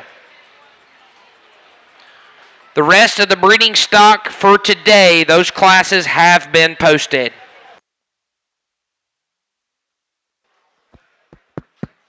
Real nice trio here of class winners that we've got out here. You know, I think that, you know, kind of fit. I guess when you step off to the side, they all kind of fit together. I think that when you bring them back out here and compare them against each other, there's one that's just a little bit wider in terms of its chest, bolder bladed, and just more pried apart through the center portion of its skeleton. And I know I keep beating that dead horse, a center skeleton, but the thing of it is if we don't have a rib cage that's built right into them, rib cage is the foundation of muscle. You can't have a big back on a flat ribbed one. This one's not flat ribbed. That's the best Yorkshire. Put your hands together for him. And your champion Yorkshire is entry 103, Rylan Hager. Congratulations. That'll bring in Evan Cotton in contention for reserve.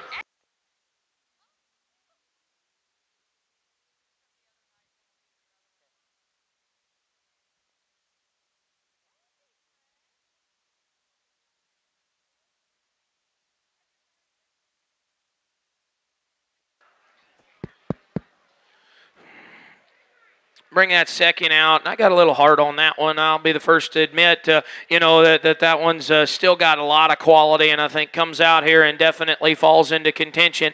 I still think, you know, I just want to double down on this one's rear leg structure. I mean, just because it's built to be in a backdrop and bend right, and then you set these things into motion, that one's hock never gets in front of its ham seam. I love that thing's shape.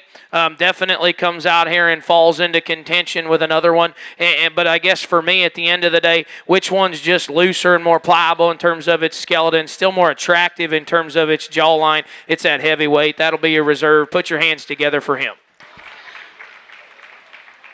In reserve is entry 102, Chance Hager. Congratulations. Let's put our hands together for all of those Yorkshire Market Hog exhibitors.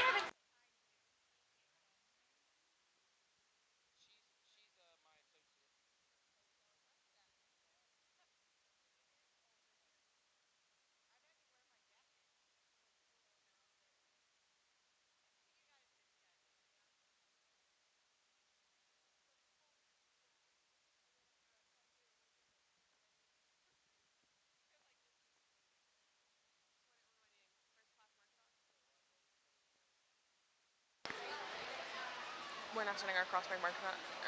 You want me to announce it? Mm-hmm. Entering the ring is Class 21, lightweight crossbred market hogs. Looking for 7 entries weighing between 220 and 233 pounds. We need Class 22. Class 22, make your way to the makeup ring. Following these 2 classes, we'll select your champion and reserve lightweight crossbred market hogs.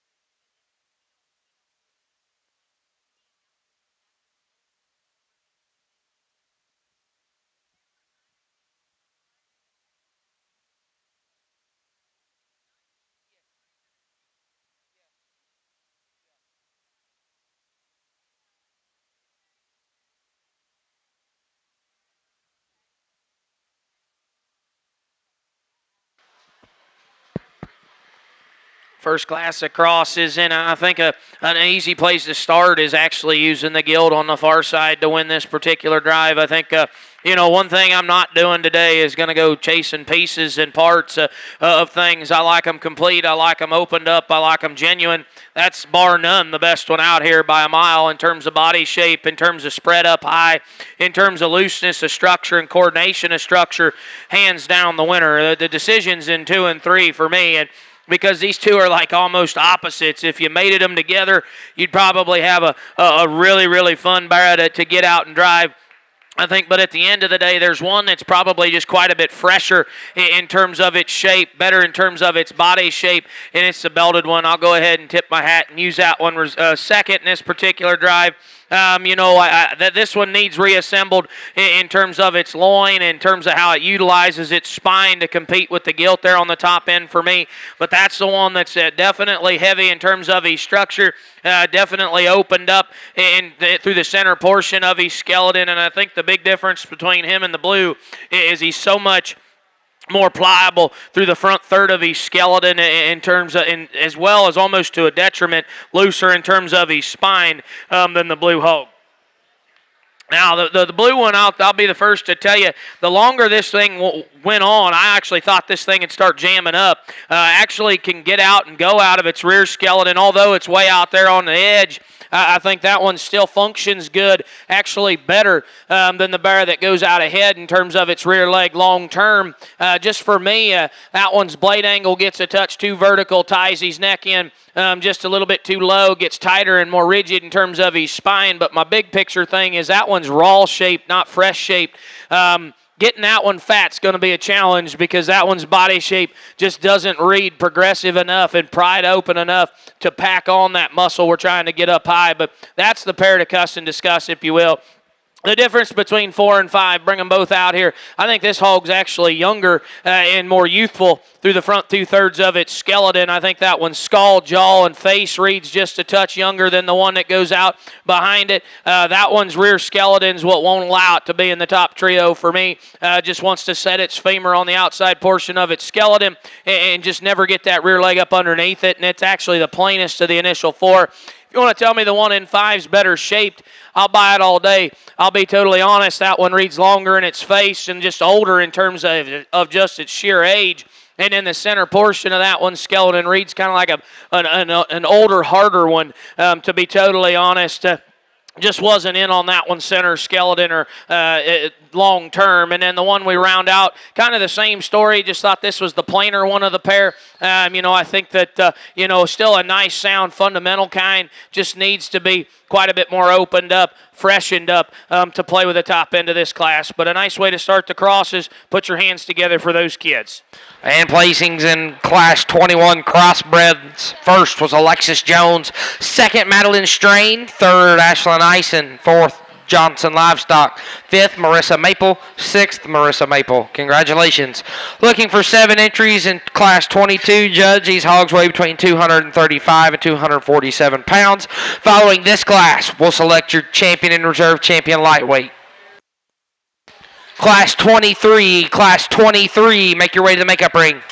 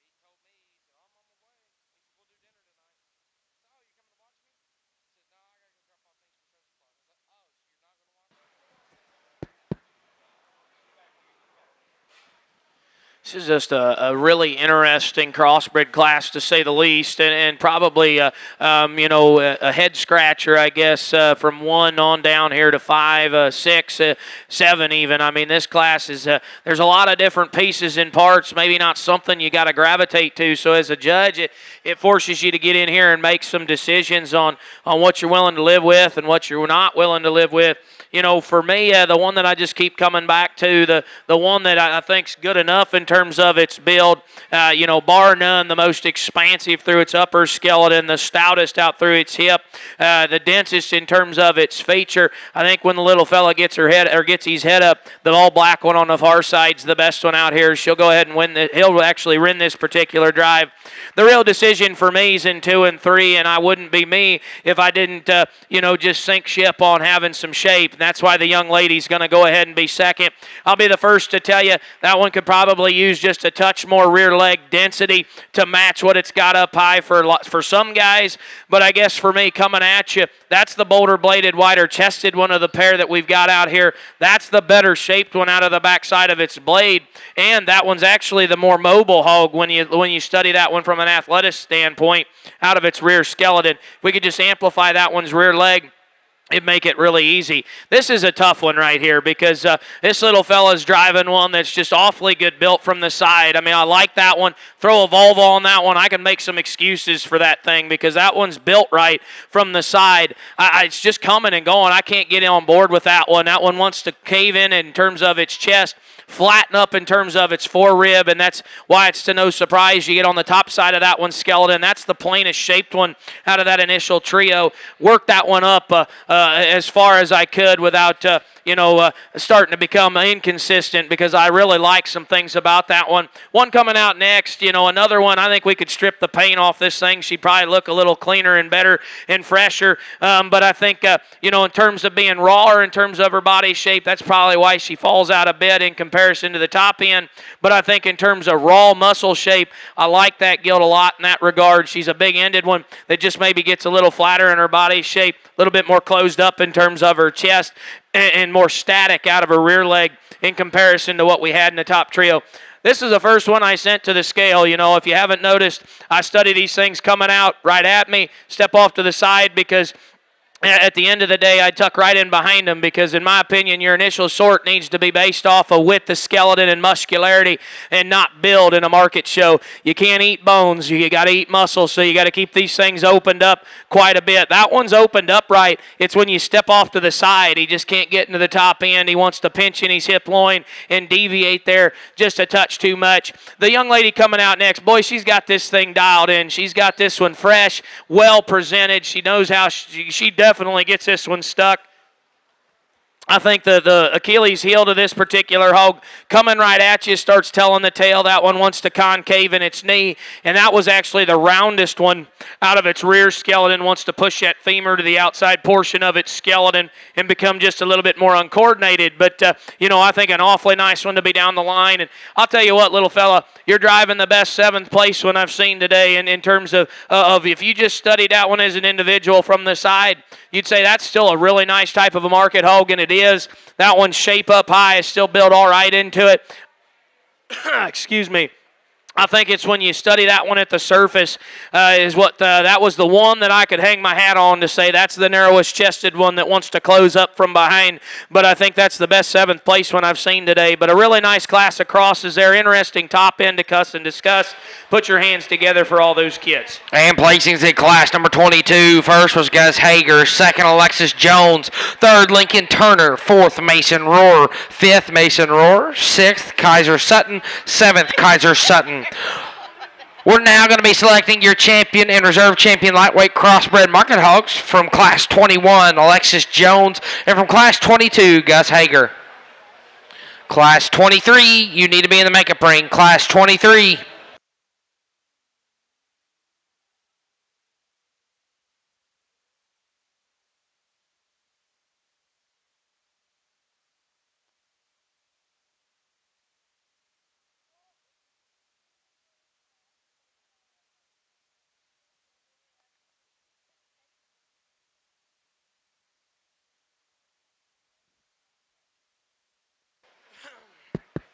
Really nice couple pair or a pair of classes in the lightweight crosses, and I think the two that we've got out here, I can appreciate a lot of things about. I mean, I think they also, maybe in a nutshell, as an individual, represent a little bit different kinds of hogs out here, but at the same time, I think they both bring positives of being square enough in terms of their skeleton, athletic enough in terms of their build, and still having the right kind of shape, pull and pry out of their upper skeleton that they need to play at the big leagues, in my opinion. And I think when you bring these back out here and you start comparing them, there's just a whole lot more to one than the other. That little fella's still driving the best one. He'll be your champion. Put your hands together for him. And congratulations, your champion lightweight is entry 132, Gus Hager. That'll drop in Alexis's entry 145 in contention for reserve.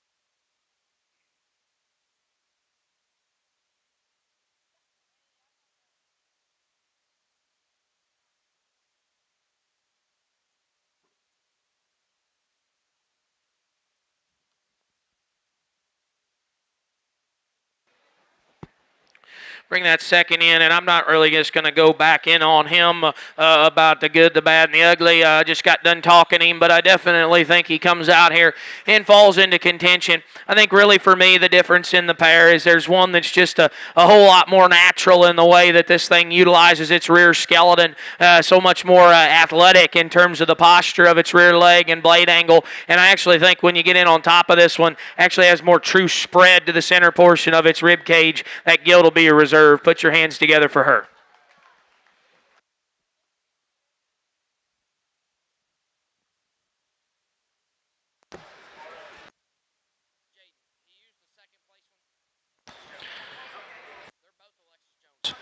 And your reserve, entry 145 from Alexis Jones. Congratulations. Let's put our hands together for all those lightweight crossbred market hog exhibitors.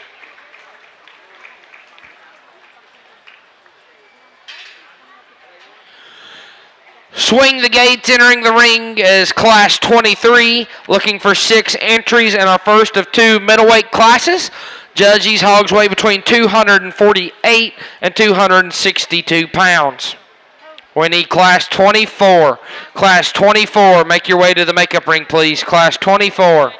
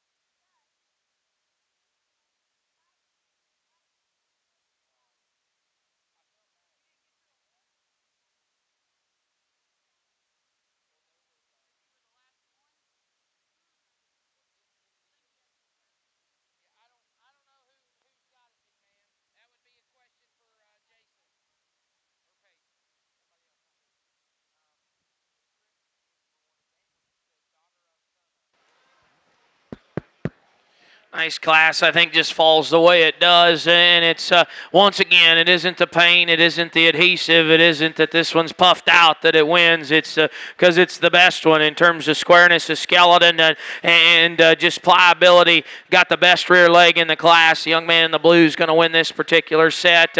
I'll be honest, and I don't want to beat a dead horse on this glue and paint thing. I know it's a fad and a trend and probably not going to go away, and I got to get over it. But for me, I like a natural look in a hog. I don't like all this booted out stuff personally. It's not going to hurt you, but it's not going to help you. So if you're back there getting gilts all painted up, just save yourself the money and don't spray them. Just bring them out. I think just as quick, the young man in the glasses has got to go second. I tried real hard because I like this one's center skeleton better than the one that beats him. I like this one's shape right out of the backside of his blade just a little bit better than the one that beats him. I think it's coming right at you, wants to deviate just a touch in terms of his knee, and then when you tuck right in behind him, that's the straighter femored one that just gets a little bit more hyperextended, I guess, if you will, in terms of his hock in comparison to the one that goes out ahead. But that's a really nice 1-2 punch right there. Not to take anything away from the Calico. I think the front 2/3 of this one's pretty good for a middleweight. Tall fronted, tall enough fronted, long and extended there ahead of its blade. Has a nice shape, that kind of color pattern. You got to get in on top of these things because that one's got a massive shape. It's really from his hip loin back that he falls out of bed for me. Just gets a little too short, jammed up in terms of his upper hip, and that's what straightens him out in his femur and keeps that hock out the back door instead of coming up underneath him. But I think that's a nice one to be sitting in third. One coming out here next, that's a nice nuts and bolts kind of a market hog. Heavy muscle. Has some shape, has some width of skeleton. Just thought out of the initial four, that was actually the most closed up coming at you. That's actually the most winged out in terms of its hock, but that's still a really nice one there. Thought that one was just a touch fresher than the one coming out here in six, to be totally honest. This one's jawline, front feet are starting to get a little squishy, maybe just a little bit staler and earlier in terms of its maturity pattern. And the one that rounds out the class, just for me, just the narrowest constructed one, the most closed up. And as we're getting up here in weight, we've got to have muscularity in these things to play ball. But a really nice class of crosses there. Put your hands together for these kids. And placings in class number 23. First was Nash Wonderlick. Second, Owen Gripsover. Third, Finley Baker. Fourth, Emery Burnett. Fifth, Ruby Atchison. Sixth, Asher Johnson. Entering the ring is Class 24. These hogs weigh between 265 and 270 pounds. Following this class, we'll select your champion and reserve champion middleweights.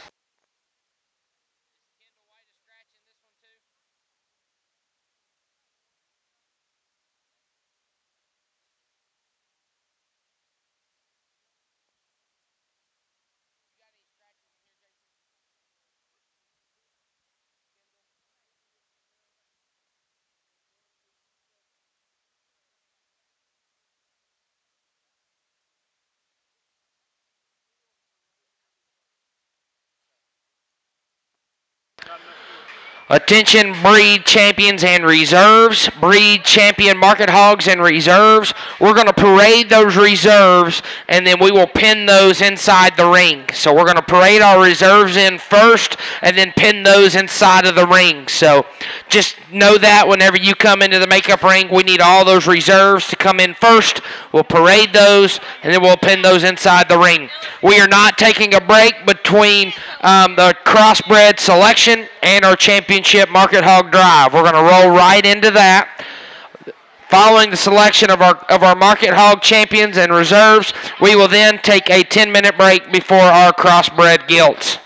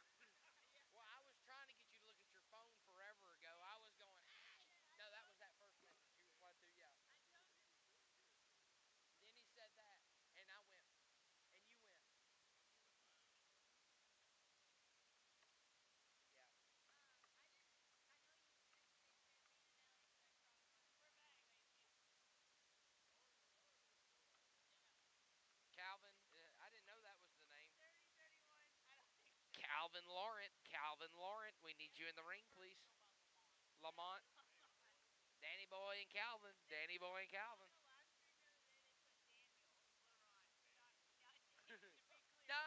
Daniel. Daniel, back at it again with the white pig.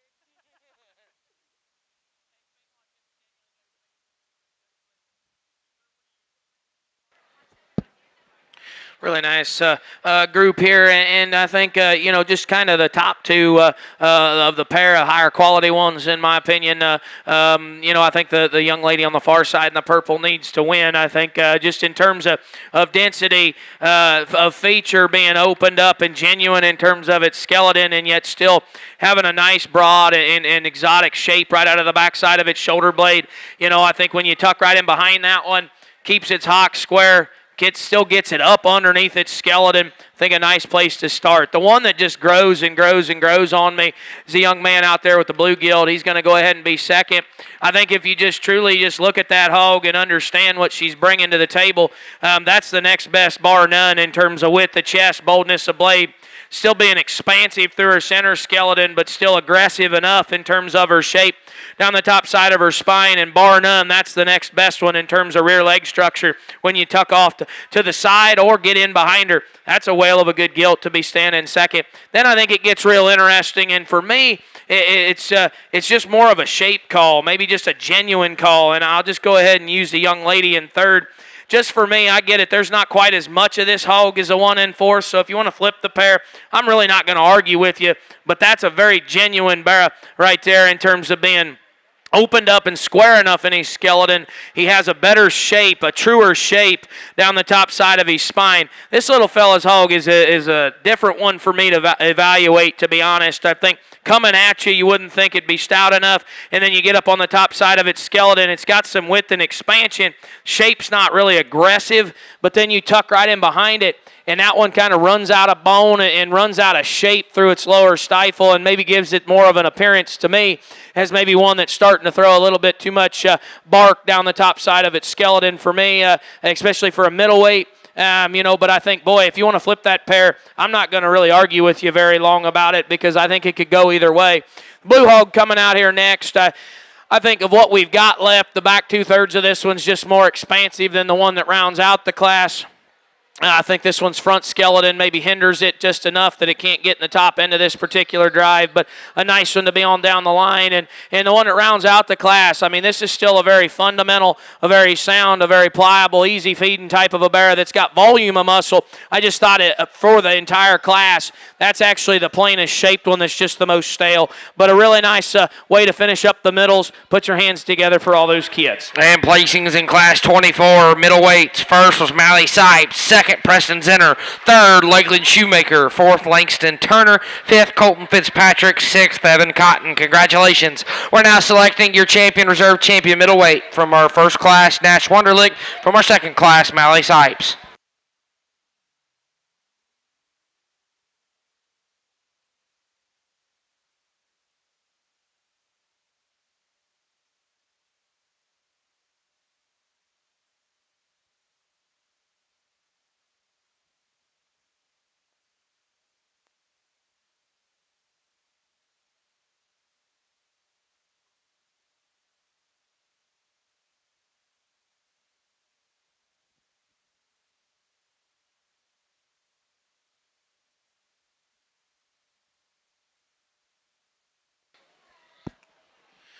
Outstanding pair out here, and I think the view that gets it the way it needs to go, in my opinion, is that three-quarter view. If you just step off on the three-quarter of both of these barras, which one's just more opened up, deeper in terms of its heart, which allows it to spread just wider in terms of its center skeleton. It's that young lady on the far side. She'll be your champion middle. Put your hands together for her. And your champion middleweight is entry 164, Mally Sipes. Congratulations, Mally. That'll bring in Preston Zinner in contention for reserve.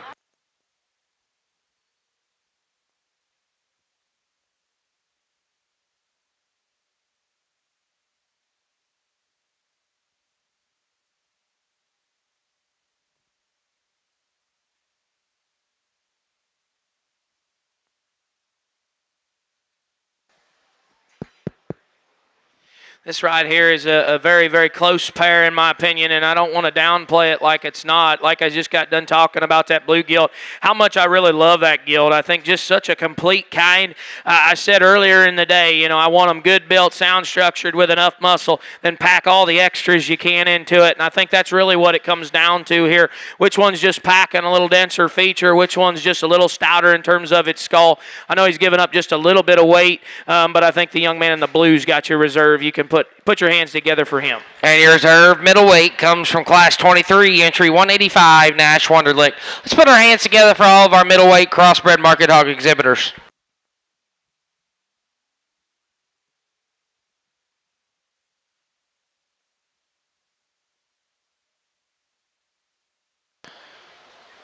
Coming in next will be Class 25 heavyweights. Class 25 heavyweights. These hogs weigh between 271 and 280 pounds. We need Class 26. Class 26, make your way to the makeup ring, please.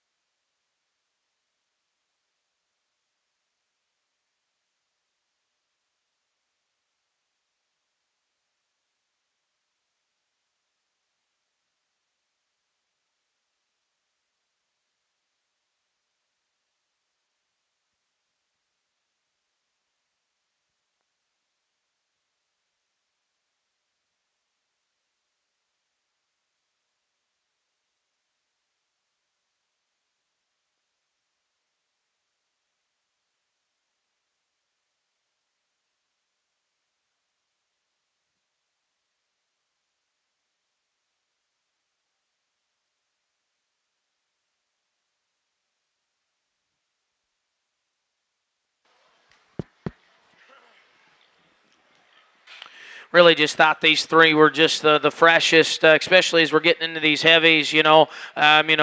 Maturity pattern is going to play somewhat of a role, and I think these three all fit the bill in that regard. But of the trio, there's one out here that I think the longer the drive wears on, the more this one just kind of emulates an athlete, just a really good build, athletic one that you study him coming at you. He's opened up enough in terms of his chest going away. He's still square enough. I think he's just about, maybe just a little past 12 in terms of his shape. We could freshen him and make him just a touch more aggressive down his spine. The young man over here with the black-headed hog needs to win this particular drive. Then I think it gets awfully challenging, but I guess for me, I like the other young man to go ahead and follow him and be second. I think that the longer the drive wears on, this one in comparison to the one that beats him starts to get shorter and more off in terms of his hip. And he really wants to start dragging his leg back there behind him and keep it out the back door. We need to be able to hinge him a little different and get him up underneath his skeleton. But I think the front two-thirds of him I actually like his shape better than the one that beats him. I just thought, from a build standpoint, when they have enough muscle and they're both good enough in terms of their shape, I'll just use the better built one all day, and that's why I go that way, 1-2. The young lady in third here, I'll tell you what, she's got one that's maxed out. I mean, this thing is heavy duty. This thing is awesome in terms of his shape. She's got him dialed into the nines. This thing coming out the gate there at the original was dragging around from behind. I don't know if he got hurt or if that's the way he's built out through his rear skeleton.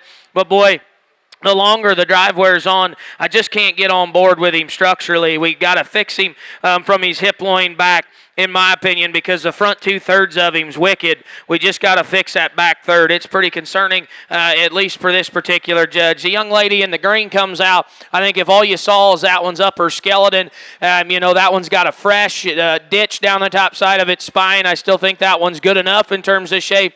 It's that one's lower skeleton that maybe falls out a bit in comparison to the three there ahead of it. Not quite wide enough in terms of its chest. Probably the flattest through its lower stifle in comparison to what we have left. That one I thought was just the next best shaped one of what we've got left. Young lady coming out here next, and you can just roll these on out. I think, honestly, hogs that as we get into these heavyweights, I said it in some of the peer divisions, we start getting hogs that are just getting too plain, too stale, probably need to be in the retirement home, to be honest, and then you get some that are still so late maturing that they've got some shape, but their lower skeleton doesn't quite work right with them. But, a really nice class of crosses there. Put your hands together for those kids.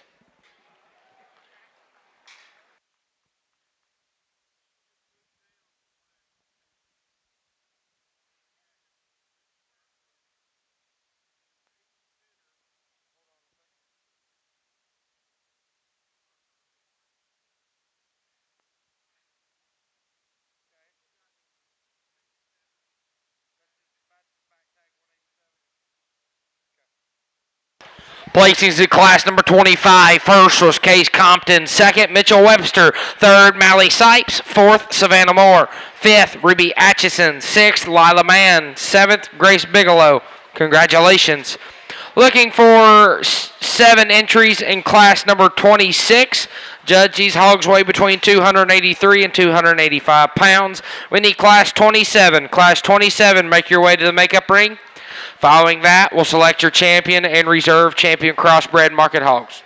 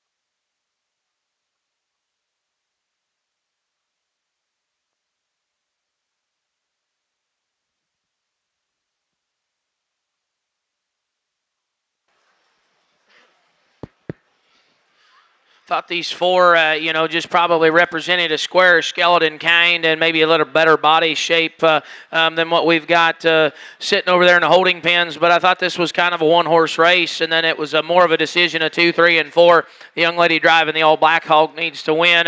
I think. To be honest, it's not because he's all shined up and he's looking sharp.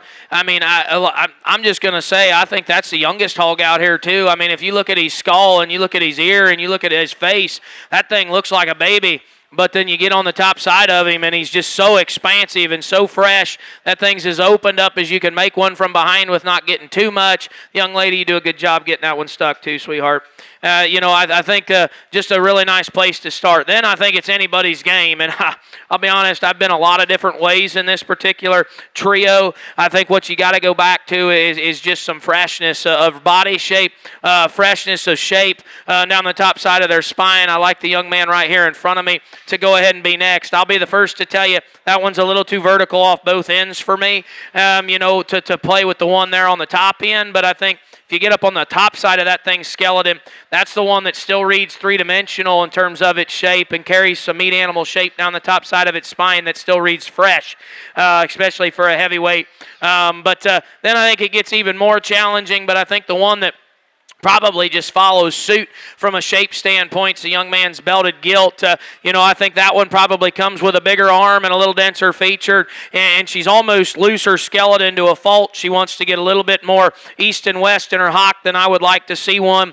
I would say that in comparison to the Calico, she's more aggressive in terms of her shape. Not going to say fresher, but more aggressive in terms of her shape, because the Calico's actually better in terms of its head and neck and the way it ties it into the top side of its skeleton. I just think that's another one that you get on the top side of it. I think plainer shaped, and then from a hip loin back, we need to extend that thing out, give that thing just an advantage or help that one in terms of its rear leg structure, because we've got to get that thing's hock up underneath its skeleton and allow that animal to just drive out of its rear skeleton just a little bit more athletic. One coming out next, honestly, just tons and tons and tons of shape. You can see it sitting ringside. That one's body shape and build needs to be reassembled. And the one that rounds out the class I thought was just the narrowest constructed when you hit that one down at the surface. But still, I think that one's body shape probably reads more progressive than the one that goes out ahead. Just thought this was the plainest shaped one that wants to close up down low. But nice cross class, nice one there to win. Put your hands together for all those kids.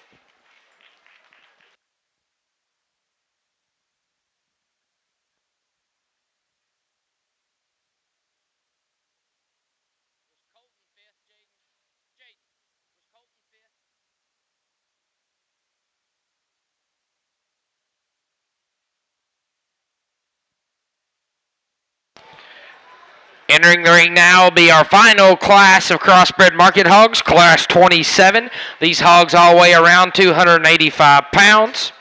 Following this, we're going to select your champion and reserve champion heavyweight. We will then roll right into our overall champion and reserve crossbred market hogs.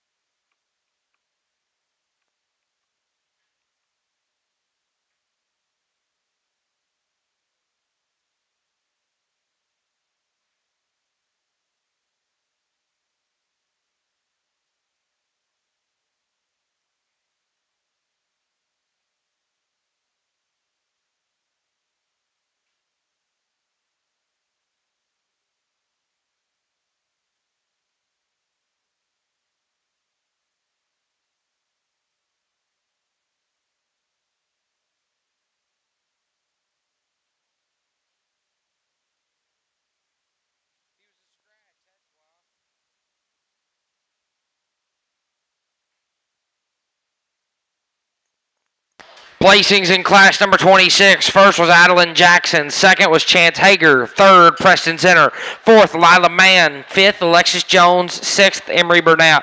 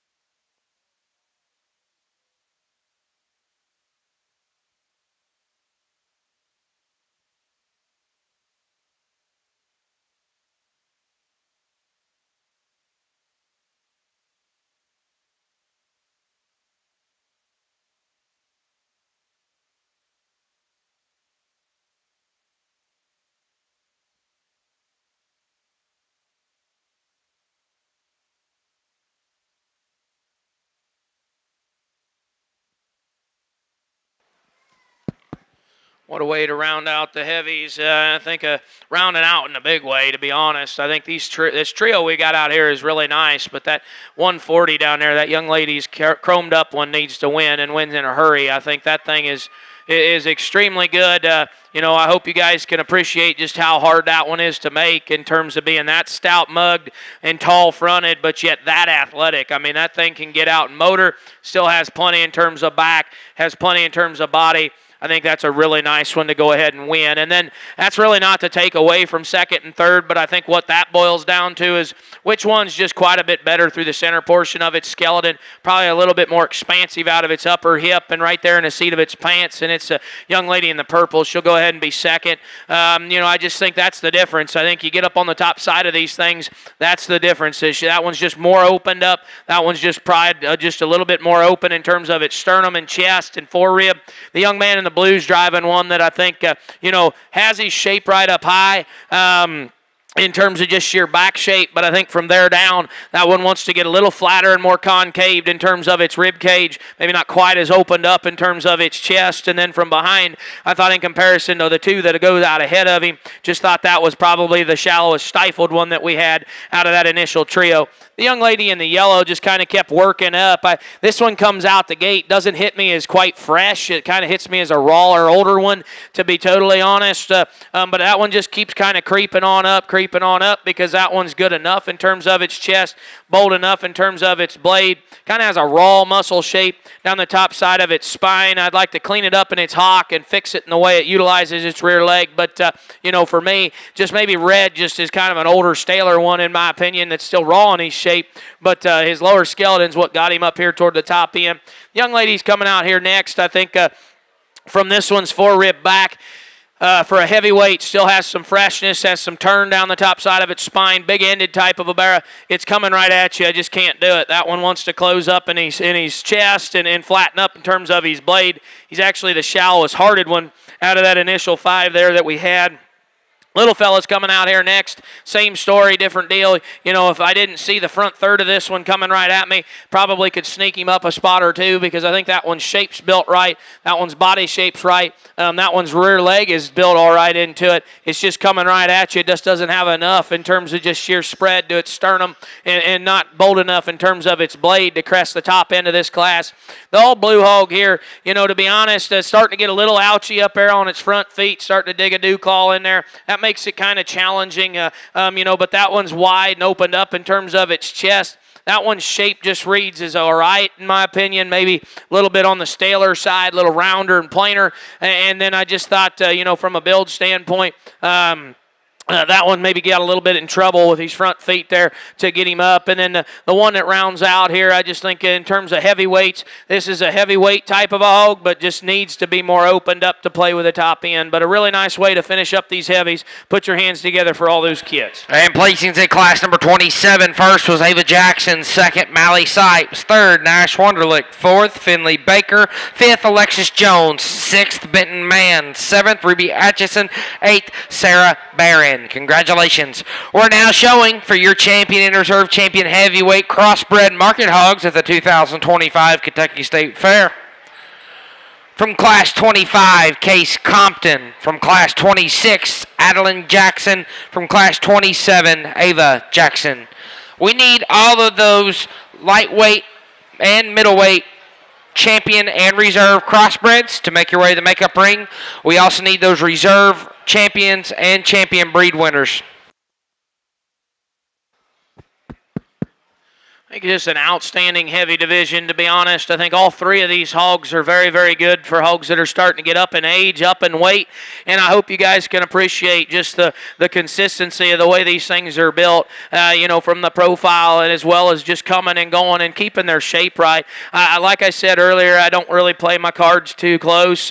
You know, there's one out here I just think is really, really nice, guys. That young lady there on the far side in the purple's driving him. She'll be your champion heavy. And your champion heavyweight goes to entry 140, Ava Jackson. That'll bring in Mally Sipes in contention for reserve.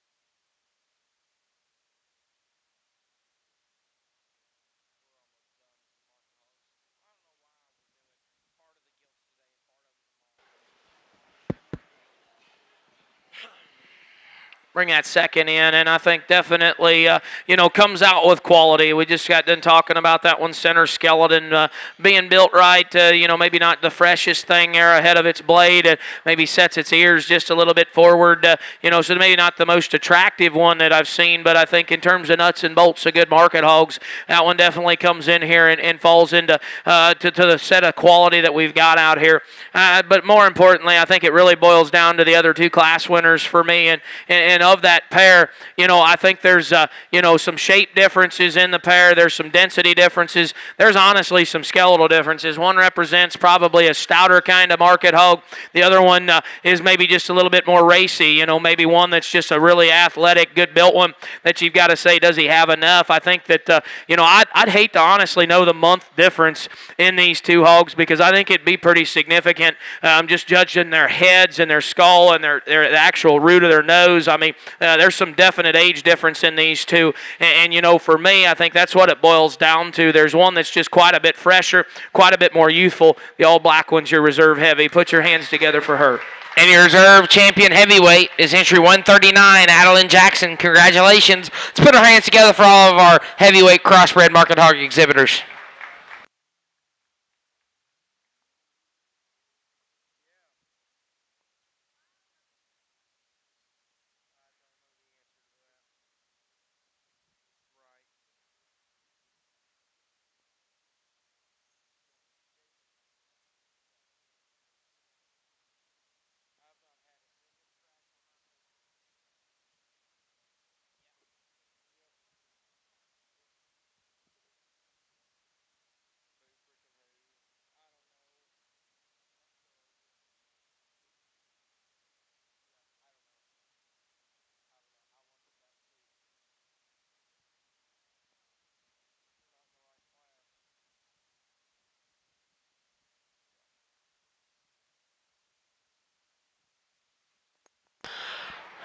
Attention swine exhibitors, attention swine exhibitors. Releases will be available tomorrow at 1 o'clock. 1 o'clock tomorrow, releases will be available. If you want to try and get an early release, you need to email the following email. So if you want to type it in your phone, feel free to do so. That email is entry@kyvenues.com. Entry@kyvenues.com. Email that email if you are interested in trying to get an early release.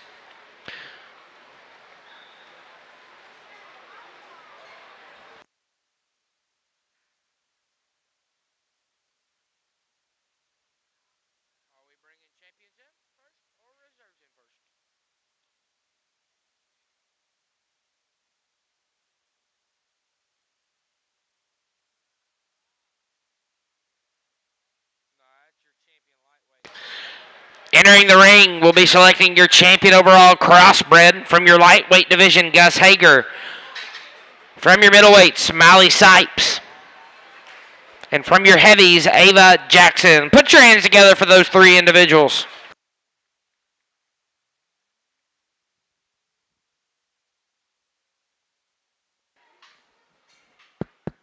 It's an outstanding crossbred show, and I know there wasn't a ton of numbers, but, I'm really, really happy with the three we've got out here. I've always said when I go judge a show, I'm not out to make a bunch of friends, just out here to do what I do, and honestly, as long as y'all could follow me today, that's all I ask. I know I'm not making everybody happy today, but at least if you can understand what I'm saying, follow me, and know where I'm going with things, that's all I can ask, So I really am excited about the three that we've got out here. I think they all cover the basics of being opened up, genuine in their skeleton. They all have the right kind of muscle shape that's fresh and youthful. I honestly don't think any of them look like they've seen a birthday cake or two out here, which is actually something I like to see in a grand drive, especially in the crossbred side.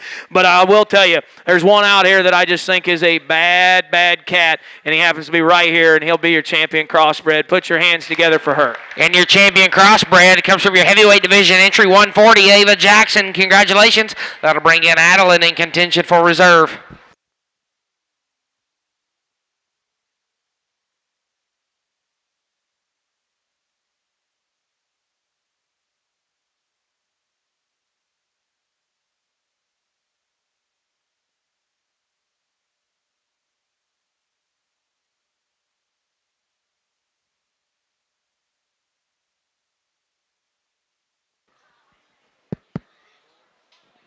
Like I said, I thought that champion was awfully special.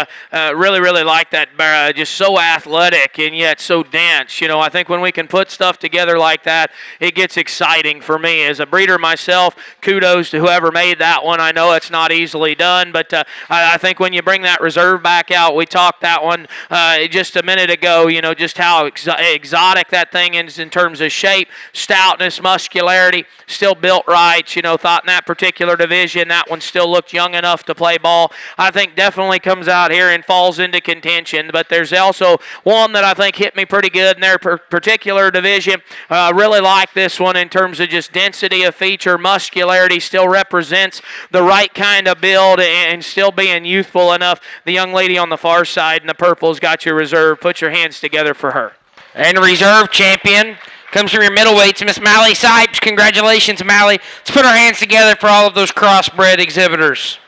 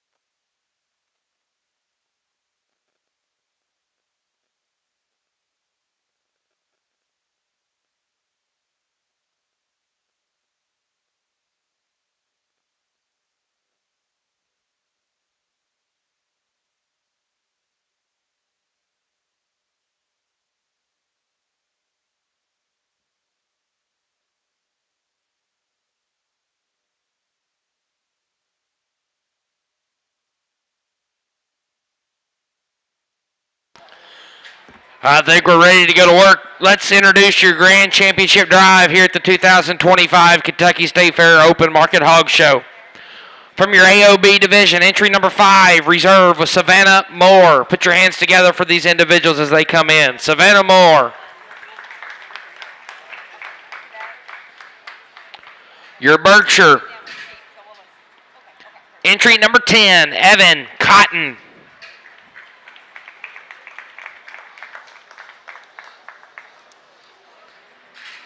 Your Duroc, entry number 36, Daniel Laurent.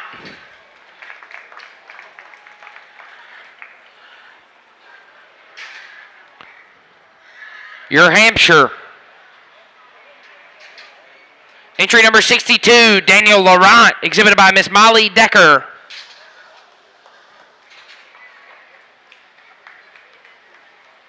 Your Hereford, entry number 74, Woods Wunderlich.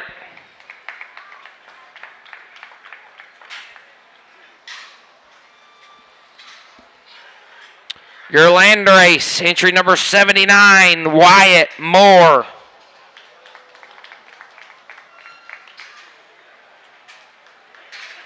Your Spot, entry number 88, Daniel Laurent, exhibited by Miss Brooke Montgomery. It's Tam time. Your reserve Tamworth, entry number 93, Kenton Burnett.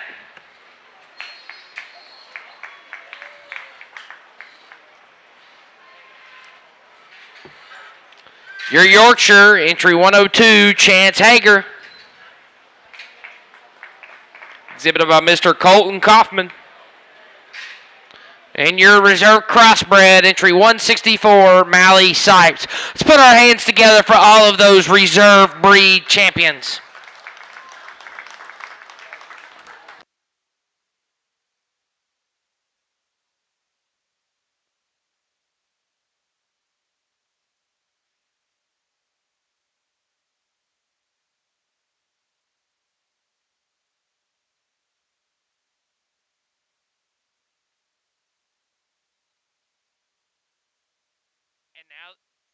And now those breed champions. Your champion AOB, entry number 6, was Nash Wunderlich.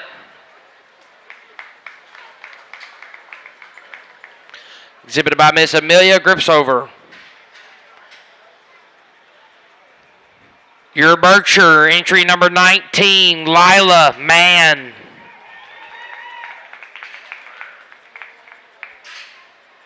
Your Duroc, entry number 32, Ava Jackson.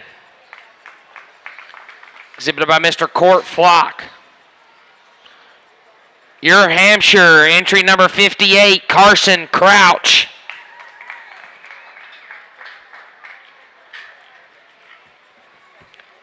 Your Hereford, entry number 71, Mackenzie Howard.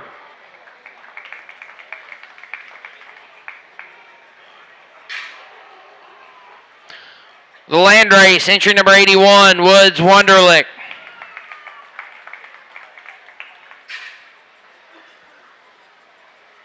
Your Spot,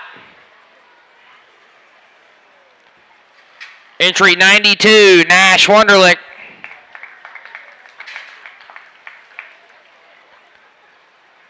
Tam Tam, entry 97, Brantley Shoemaker.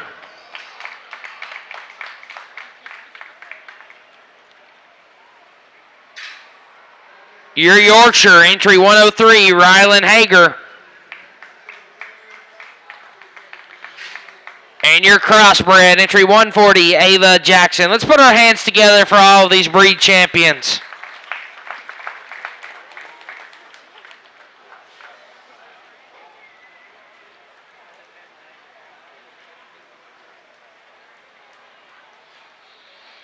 We'd like to take a quick second and recognize our judge today, Mr. Seth Ebert. Seth serves as an animal science lecturer and the livestock judging coach at Ohio State ATI in Wooster. Seth attended Casper College in Wyoming, where he received his associate's degree in 2013 while competing on the livestock judging team. Following his 2-year stint in Wyoming, Seth then transferred to Colorado State. Seth then took a job managing a nationally recognized show pig boar stud in Nebraska for 4.5 years. He then moved back home to Ashland in the fall of 2019, where he owns and operates Mohican Valley Genetics, selling state and national caliber purebred show pigs. Put your hands together for Mr. Seth Ebert for evaluating our open hog show.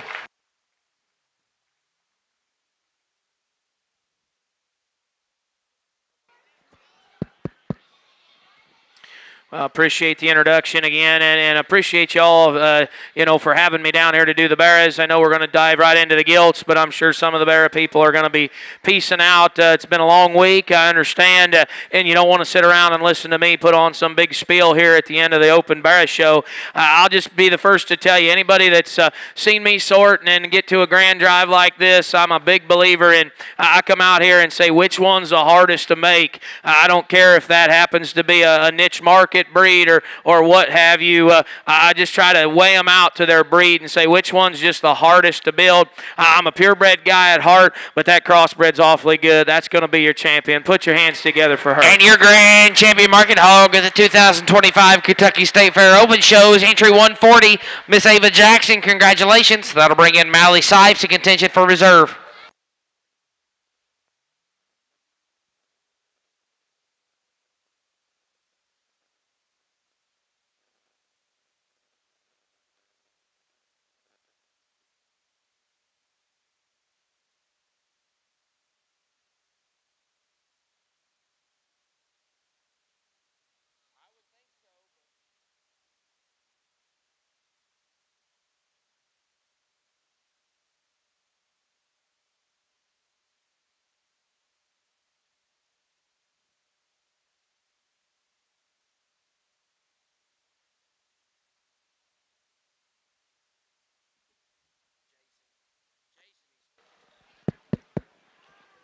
Like I said, thank you so much to my ring help and everybody for having me down to sort the open barra show.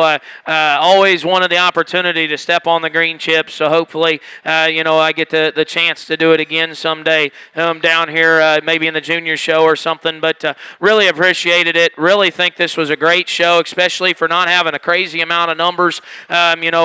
These open shows, unfortunately, somehow got devalued all these years ago for some reason, that it's not as superior to win the open show. Well, it ought to be, because everybody can enter, so I think it ought to be a fun thing to stick around for the open show, so kudos to you kids that did.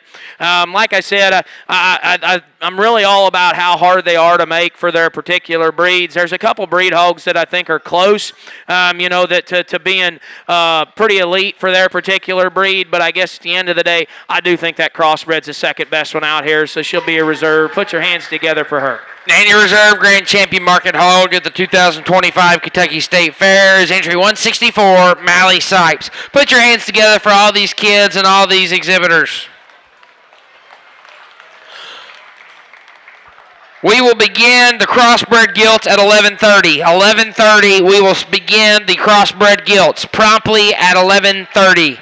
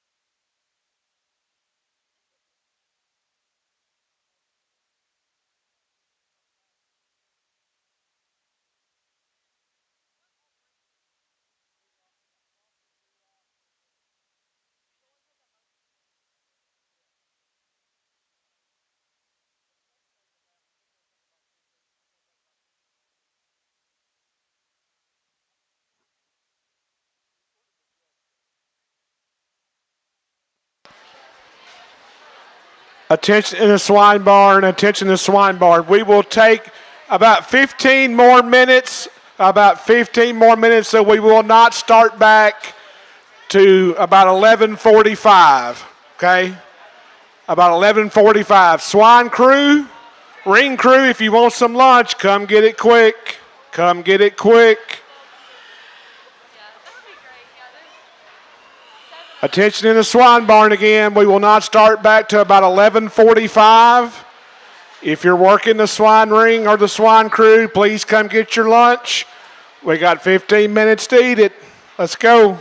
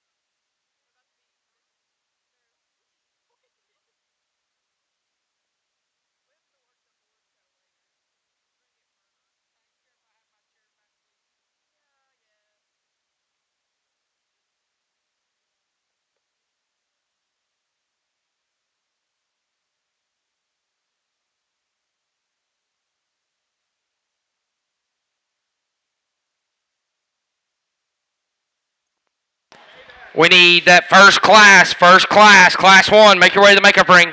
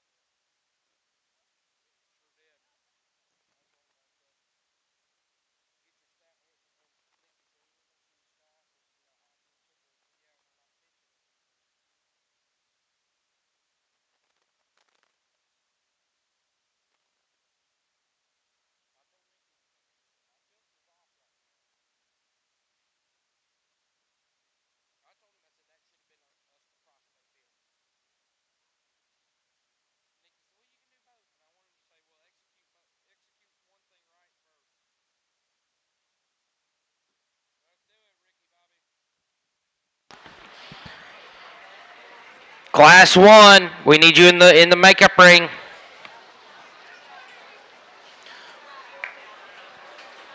Swing the gates. Let's let them come in. Entering the ring now is Class 1 lightweight crossbred gilts. Looking for 5 entries, weighing between 176 and 218 pounds. We need Class 2 lightweight gilts. Class 2 lightweight gilts, weighing between 230 and 242. Make your way to the makeup ring.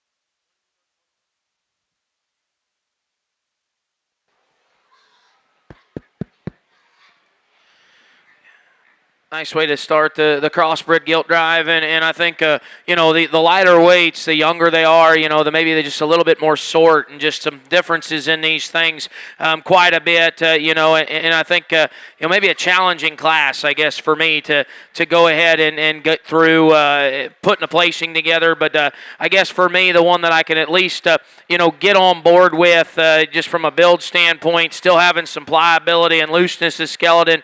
Actually, the all black gilt you know, fits the bill for me just the best out of this particular drive. I think she's more feminine than another one. She's actually better than the other one in terms of rear leg structure, you know, especially when you tuck right in behind her. But, you know, I just thought that was just the safest bet to call a sow out here if you had to. The young lady here off to my right is going to go ahead and be second, and I think the front two-thirds of this thing walks away with it. So if you think I'm wrong, I guess, okay, that's perfectly fine. Just for me, guys, I farrowed enough sows to know that one's hip doesn't work in a farrowing crate. That thing's too short and off in her hip, keeps her hock out of her back door there, and just never gets it up underneath her skeleton. And I've always been one to just dive into females, and that's really why I can really appreciate the one in third. You know, out from the outside looking in, you think she's kind of skinny and green, but I guess for me, I call her muscle pattern more feminine. She's longer and looser in terms of her skeleton than the two ahead of her. I just unfortunately didn't see enough of her when you compare her back. You know, I think that's the narrowest chested one that wants to concave in her rib cage, but out of the top trio, that's actually the most feminine one. That's the most correct in her underline and correct in the set and shape to her vulva there as well. You know, the one coming out next, yep, she's got some big appendages and she's tall fronted, but you know, for me, that's just not the kind that works in production every day. That one's body shape reads too two-dimensional. That one reads harder in terms of her heart and tighter up front. Need to expand her, just make her more maternal, in my opinion, to be a breeding gilt. The one that rounds out the class is actually better in her body shape. Just thought there was a few more show pig pieces, I guess, if you will, in the one ahead of her. This one kind of runs out of bone, runs out of muscle, and runs out of width. But nice way to start the cross show. Put your hands together for those kids. And placings in class number one. First was Wyatt Stump. Second, Amelia Gripsover. Third, Almond Show Pigs. Fourth, Carson Crouch. Fifth, Shoemaker Show Pigs. Looking for 4 entries in class number 2, Judge. These hogs weigh between 230 and 242 pounds. Following this class, we're going to select your champion reserve, champion lightweight.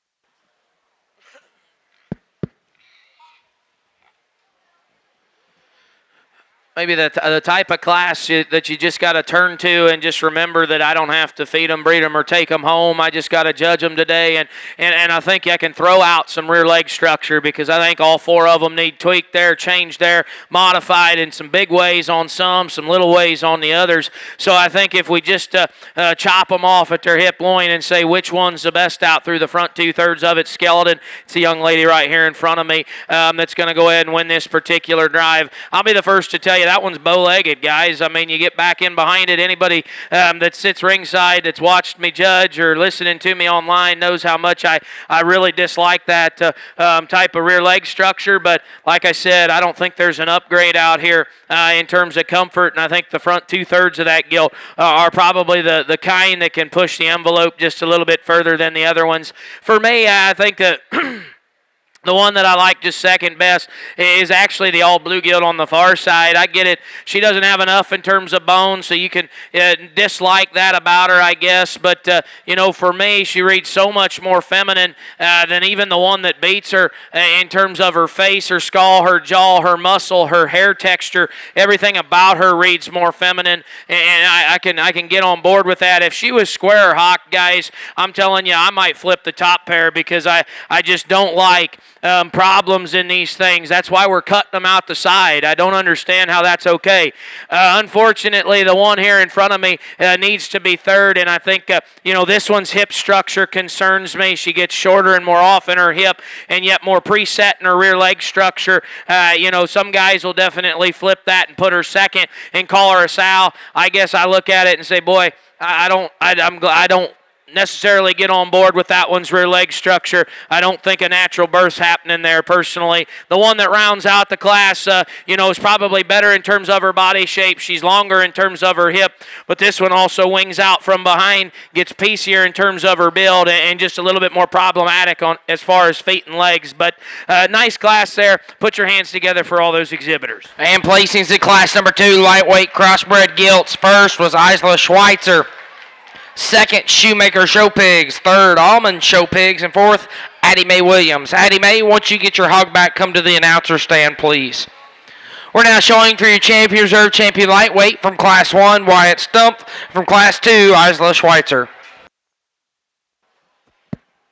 Not going to make this some long-winded lightweight speech. The one that I just feel the most comfortable with, stamping SOW on her side and just putting her in a crate is the all-black one. She'll be your champion light.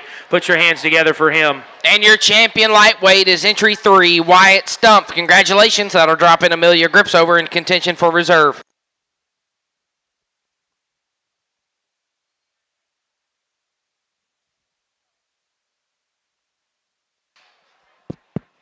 This is kind of a little bit like that second class there in terms of just throwing away that rear leg structure. We're just going to say, okay, both of them need to be reassembled. Which one's just probably better in terms of her forerib shape, probably better in terms of her depth of heart, boldness of center. I think that pair out of the same class need to stay together. She'll be your reserve. Put your hands together for her. And your reserve is entry number 10, Amelia Gripsover. Congratulations, Amelia.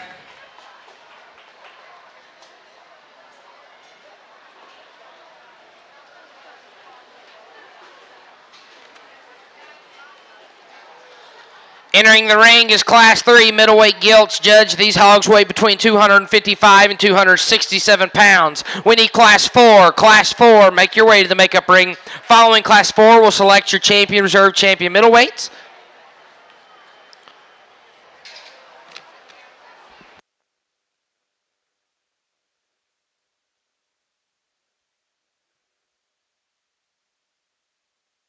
Wyatt Stump is also your Kentucky champion lightweight. Congratulations.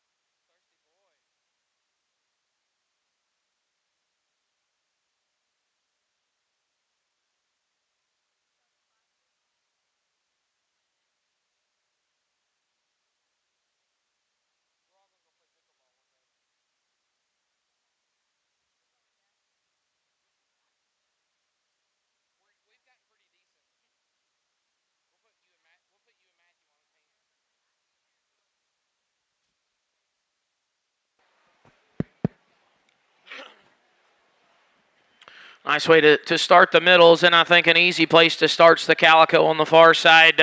I think just in terms of being square enough, coming and going, and yet still pulled apart through the center portion of her skeleton, still lining out and designing out the way they should from the side. I think that's just the easiest place to start. Then I think you've got an interesting pair of problem childs, I guess. One doesn't have enough muscle, and the other one's got 4 flat tires in terms of feet. Where do you lay your priorities? I guess for me, I'll just go ahead and use the young man in the middle to go ahead and go second. I think comfortable-wise, that one, comfort-wise, needs to be picked up on all 4 feet. But I think from his ankle up, that's bar none a better hog than what we've got in third. Now, I like the fact that this one's loose enough skeleton and more pulled up on her feet. But, they've got to be at least square skeleton. I'm not a power-hungry guy, but I definitely got to have them square skeleton. I just didn't see this gilt as being square enough and genuine enough through the lower portion of her skeleton. But a nice way to start the middles. Put your hands together for those kids.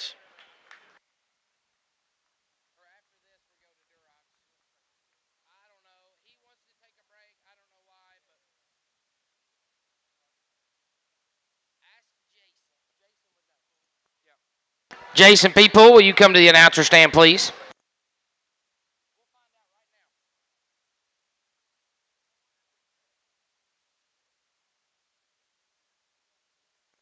Case Compton and Emery Burnett, we need you in the makeup ring, please.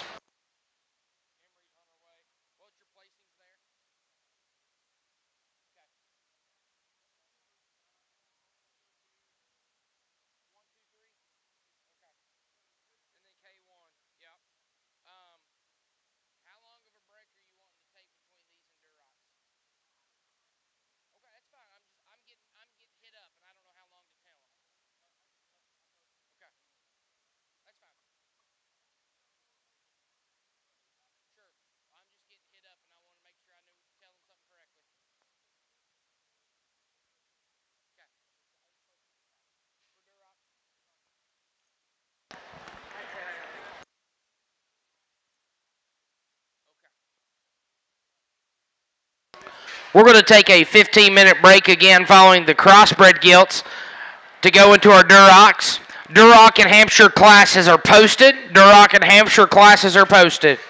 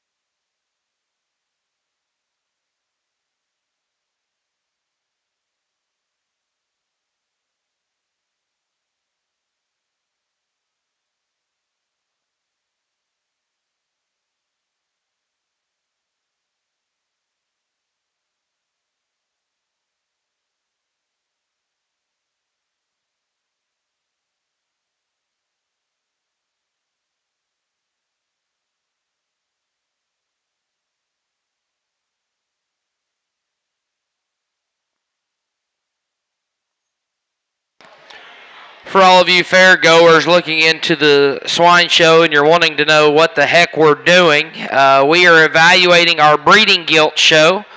These would be crossbred pigs, so it'll be multiple breeds bred together. These hogs will not be going into the meat supply chain. These hogs will be used as breeding gilts. Well, these are for breeding purposes to help us raise more pigs in the country.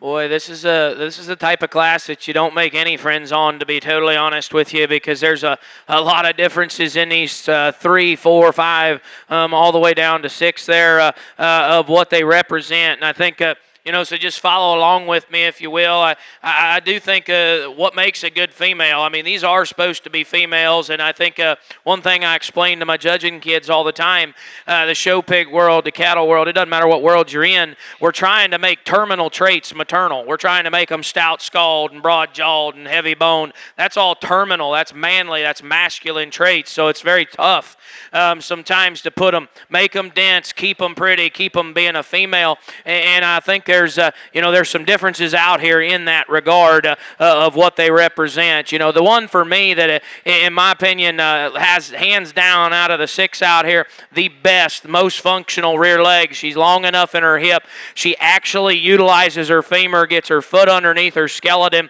She's not the biggest legged one out here. She's not the widest chested one. She's not the heaviest muscled, heaviest bone, densest featured one. She's just the best sow. It's the young man right here in front of me. He's going to go ahead and win this particular drive. I understand that it's not the fun thing all the time for somebody to do, to use kind of one that could maybe hit you as just a little sissy in terms of her skull, but I think her skull and her jawline fit her maternal attributes of having a great underline, a good vulva, a loose, pliable spine, and undoubtedly a bulletproof type of a rear leg is why she gets where she goes. The Blue Hog's going to go second for me, and I think, honestly, front 2/3 of her, I can get on board. I think that one kind of hits that medium ground between being dense enough in terms of her feature and yet still maternal and feminine enough about her jawline, her head shape, and skull shape. Just for me, in comparison to the one ahead, she's a little bit more out there in terms of her hock placement, never gets that foot up underneath her skeleton. Some guys can like it. I guess at my place, we're just not going to do it because those are the ones that maybe end up sliding out, splitting out in a fairly crate, but I think that's a very, very good one to be standing second. Big old stout mug coming into 1 and 3rd here. I mean, thing is stout and broad-jawed and heavy-duty and heavy-muscled. I mean, has a ton of shape. Unfortunately, she's fighting the little fella. Looks like she's in heat. She's swollen, so she's acting up on him a little bit. Just in comparison to out of the top trio, I guess that was probably the shortest, most compact one that gets a little bit more jammed up there ahead of her blade. Maybe not quite as just athletic, I thought, out of the trio. The one coming out here next, I'll tell you, this young lady's got this thing show broke. The minute she gets off of her head, that spine wants to pop up out of her just a touch. I thought out of the 4, that was probably the one that was the most vertical off both ends, and then maybe up front, maybe not quite as just opened up in terms of her sternum, but I thought, kudos to her for showing that spine down into her, because I think if she gets off the whip, that thing rounds out just a touch. The Calico coming out next. There's some breeding pieces in this one, big old paws on her and tall fronted. Just for me, never gets her hock in front of her ham seam, tightens up in her spine, just gets too vertical off both ends. For me, just doesn't read maternal enough in terms of the way she's built. Same could be said for the young man's all black hog. Big old dense featured stout skulled one that's got plenty in terms of density. That one's hock's just not going to work for me. He wants to get a little too east and west instead of north and south. But really nice class there. Interesting top trio to cuss and discuss. Put your hands together for all those kids. And placings in class number 4, middleweights. First was Evan Cotton. Second was Case Compton. Third, Woods Wunderlich. Fourth, Emery Burnett. Fifth, Oliver Gripsover. Sixth, Tanner Eisen. We're now selecting your champion, reserve champion middleweight, Crossbred Gilts from class number 3, Almond Show Pigs, and from class 4, Evan Cotton. We need class 5. Class 5, you need to be in the makeup ring, please. Class 5.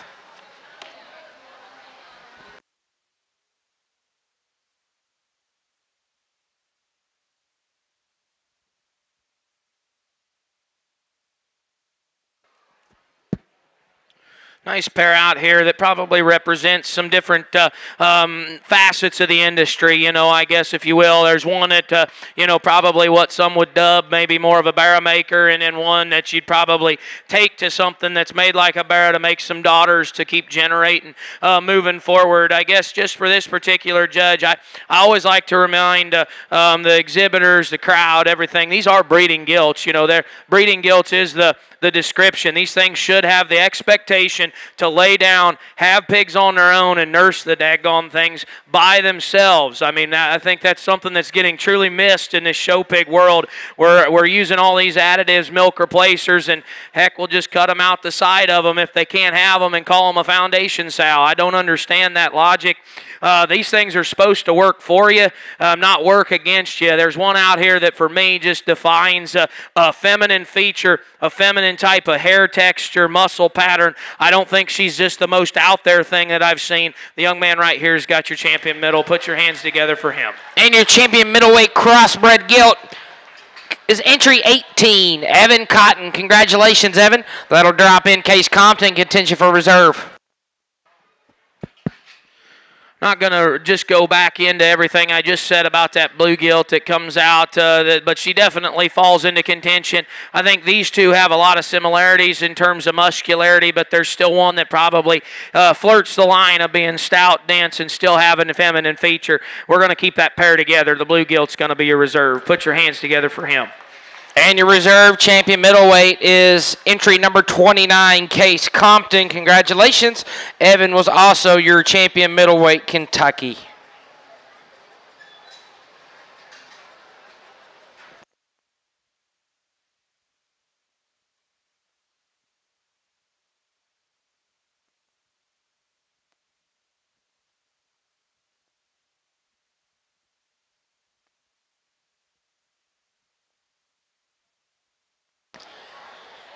Entering the ring now, judge, is Class 5, looking for 5 entries, weighing between 290 and 300 pounds. We need Class 6.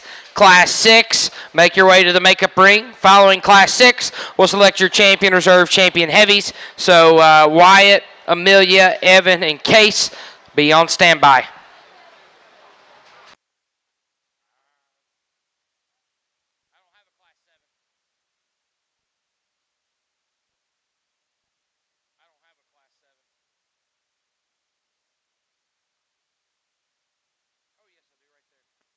My apologies. We'll have Class 7 after 6.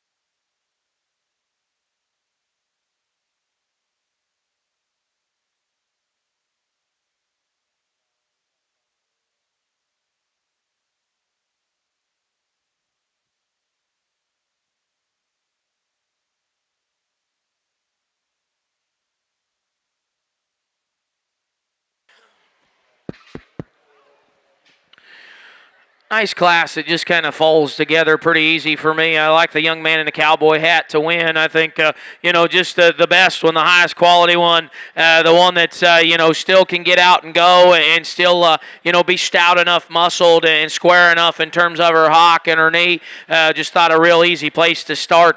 The other belted hog here, the young man, number 47's driving, will go ahead and be second. I think that one's probably a hock away from being awfully good. She really wants to rock rock and roll out of her hock and push her hock to the outside portion of her skeleton in comparison to the one that beats you. But I actually do like the actual range of motion that one's got out of her hind leg in comparison to the one that beats her. But that was the pair for me.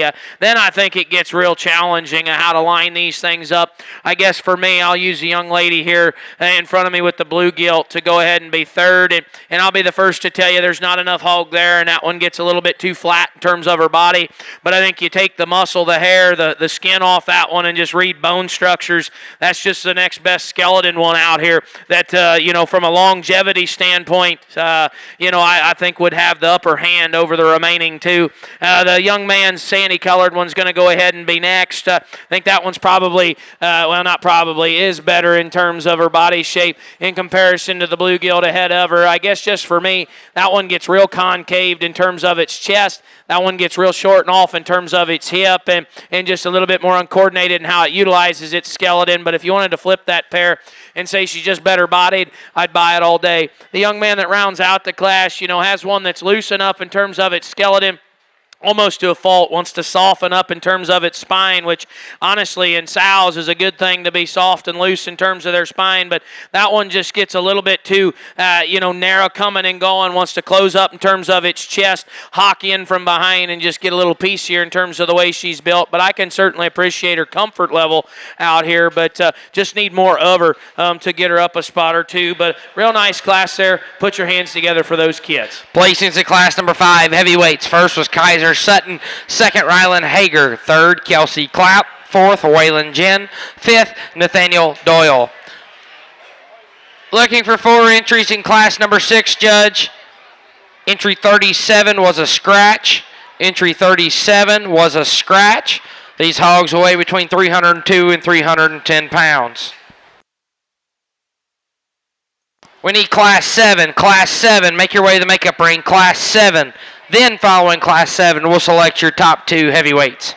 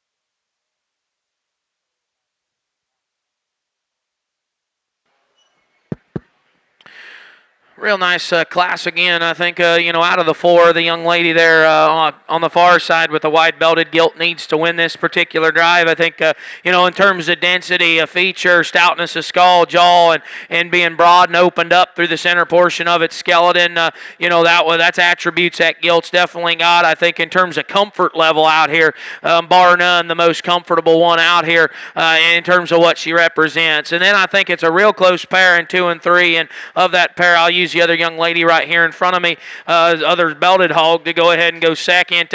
I think the big difference is both 2 and 3 here have the right kind of build out through the front 2/3 of their skeleton. They're both opened up enough. I think this gilt's actually just a little bit better and more coordinated in how she utilizes her spine.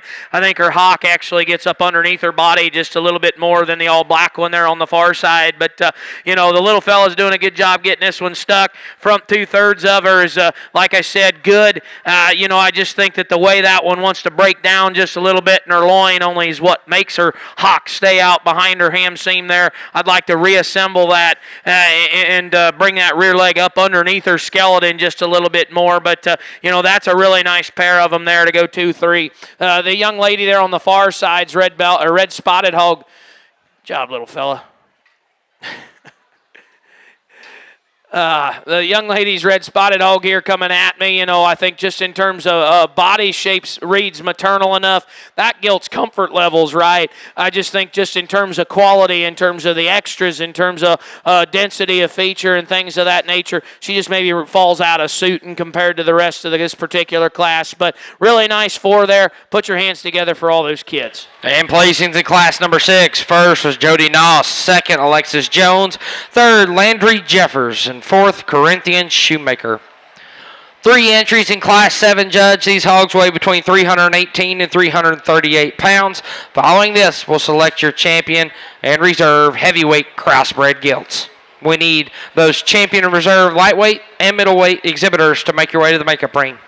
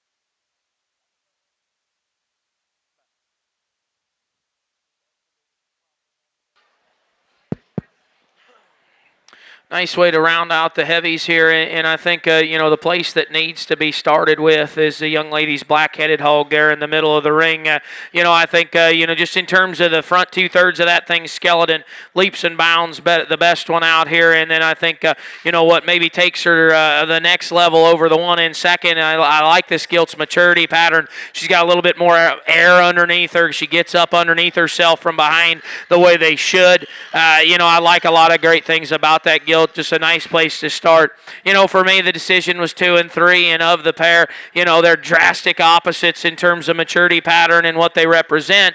But for me, I just keep coming back to the blue gilt to go ahead and be second. I think that one, in terms of body shape, reads more maternal. I think that's the deeper-hearted gilt. That's, she probably needs cleaned up condition-wise. She's getting a little bit on the chubby side, but and we could bring that hock back into home base. But I think both of them need a better rear leg, so when you step off to the side, there's more in terms of just true range of motion in the blue gilt. Obviously that's why I end up throwing her there in 2, but the young lady in 3, I'll be honest, this one reads tall fronted and extended ahead of her blade, and she's kept her fresh enough in terms of her shape up high. Just for me, it's the fact that she, out of the class, reads probably the flattest in terms of her forerib, the most two-dimensional in terms of her body shape. And then when you study her hip and hind leg and how she utilizes it, I just thought that one just gets too vertical, too preset, and too out the back door there, I guess, when you study her and how she utilizes her rear leg. But a really nice way to round out these heavies. Put your hands together for those kids as they head back to the mark. And placings in class number 7. First was Carly Thomas. Second, Mitchell Webster. And third, Alexis Jones. We're now selecting your champion and reserve heavyweight crossbred gilts. From class 5, Kaiser Sutton. From class 6, Jody Noss. And from class 7, Carly Thomas.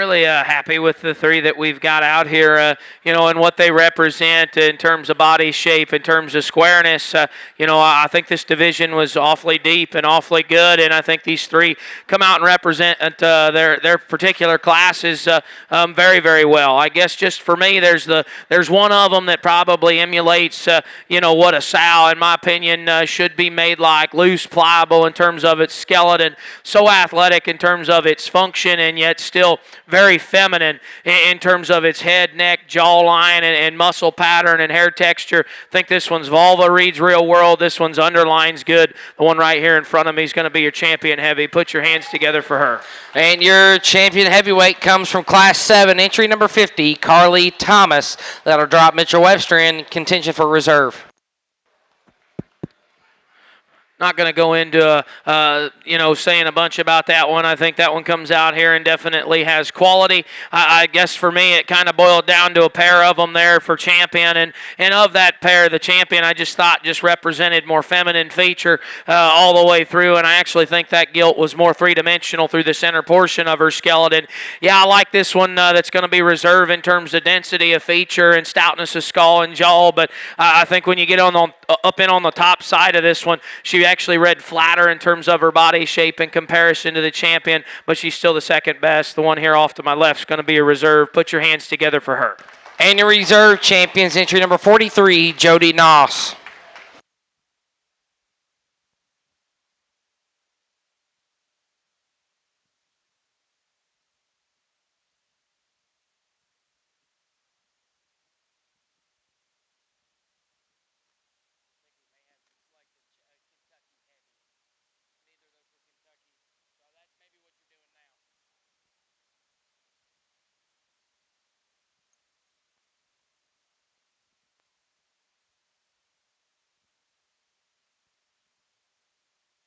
We need Kaiser Sutton to come back to the ring with your pig, please. Kaiser Sutton, we need you to come back into the ring.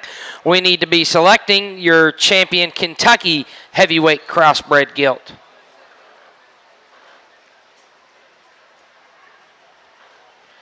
In contention from Class 5 is Kaiser Sutton. From Class 6, Alexis Jones. And from Class 7, Mitchell Webster. Judge, your class is in the ring.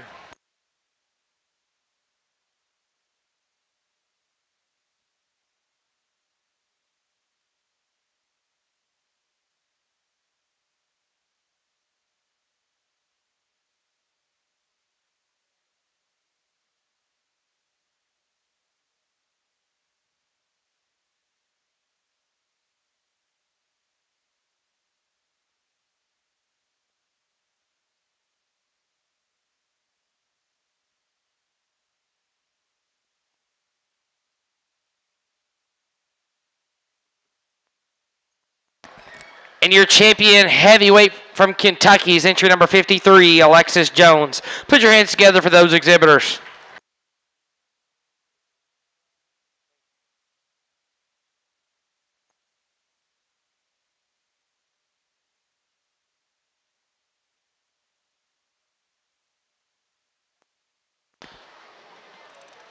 Amelia Gripsover, we need your hog in the makeup ring immediately, please.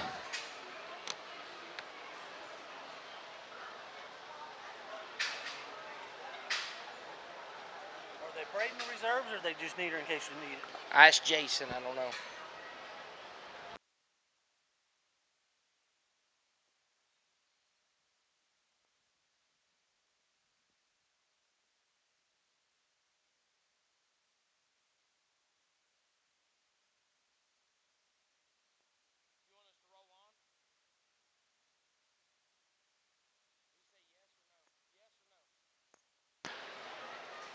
In the ring now, we're selecting your champion, reserve champion crossbred gilts from your lightweight division. Entry 03, Wyatt Stump. From your middles, Evan Cotton. And from your heavies, Carly Thomas.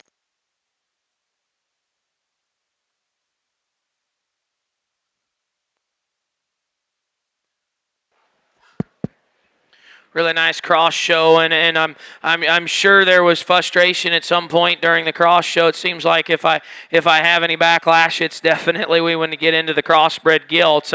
I just want to say a quick story. I had a great friend of mine, Kirk Swanson, out of Iowa, 4K Farms. Tell me a long time ago, he said, Seth, you make your sow herd so fundamental, so basic, and yet so good in terms of feminine feature and maternal value that you can just violate them with a boar.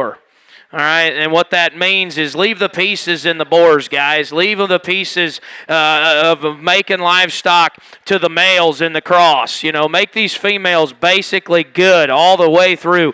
Fundamental, bone structures right. All three of these gilts are flat bone, clean jointed, other than the little one here. She's got a little swelling on her back left hock there, on her left hock. But, flat bone, clean jointed type of gilts that have a feminine feature about them. Some people say they're not stout enough sculled. I think they're plenty stout enough sculled. Their bone matches what they have up high. There's none of them out here getting frustrated because they're too unsound to move. I think their rear legs get up underneath of them. I think there's one that's just better coming right at you in terms of squareness of chest, boldness of blade. She's made like a Mack truck through the center portion of her skeleton and just has a ton of feminine feature. The heavyweight's your champion. Put your hands together for her.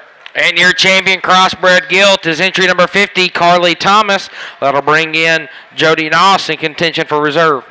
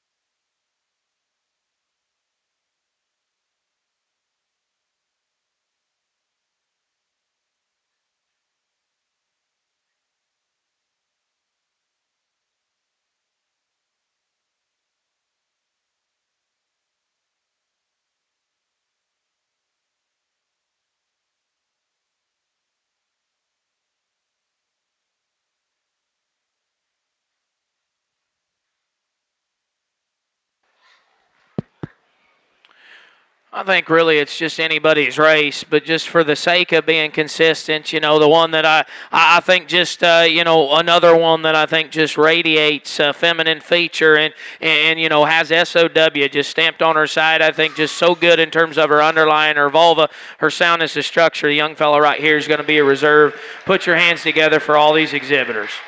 And your reserve champion crossbred gilt and your champion from Kentucky is entry number 18, Evan Cotton. Let's give her a big round of applause for all of our crossbred gilt exhibitors. We will start our Duroc show at 12:45. At 12:45, we will start our Durocs.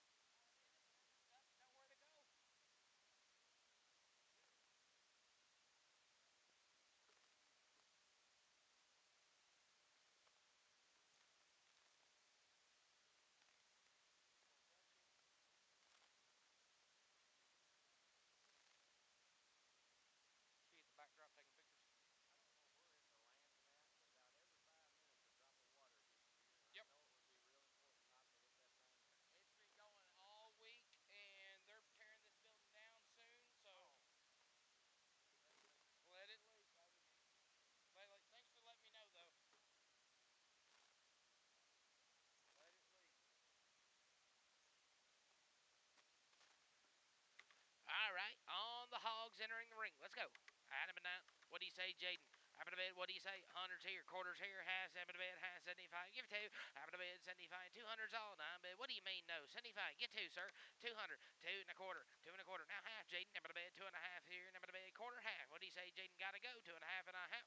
Sold it. Gotta be quicker. 225. Faith buys. Thank you. You'll pay up here. Thank you. Here will be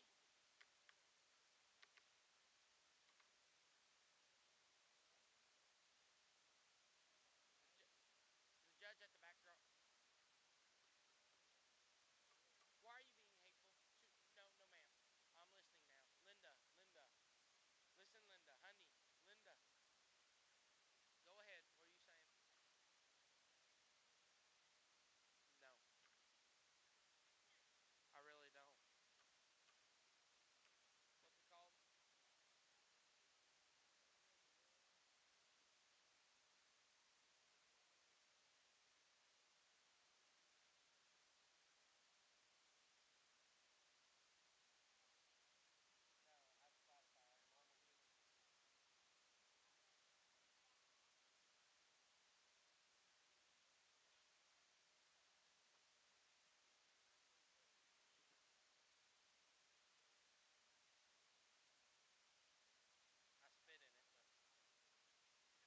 I spit in it, but oh, really?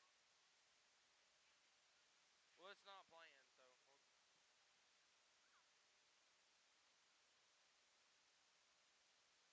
you know the kind of music your daughter listens to. Yeah.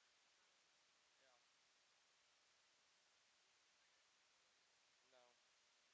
Hey, tell them about Parker. So she's got a guy she went to high school with, gay. Went out on a date with somebody from Nashville. And the guy said, hey, you may know who my dad is. James Williams Jr. He says, I don't know who that is. I thought you just said. You're not bothering me. Uh,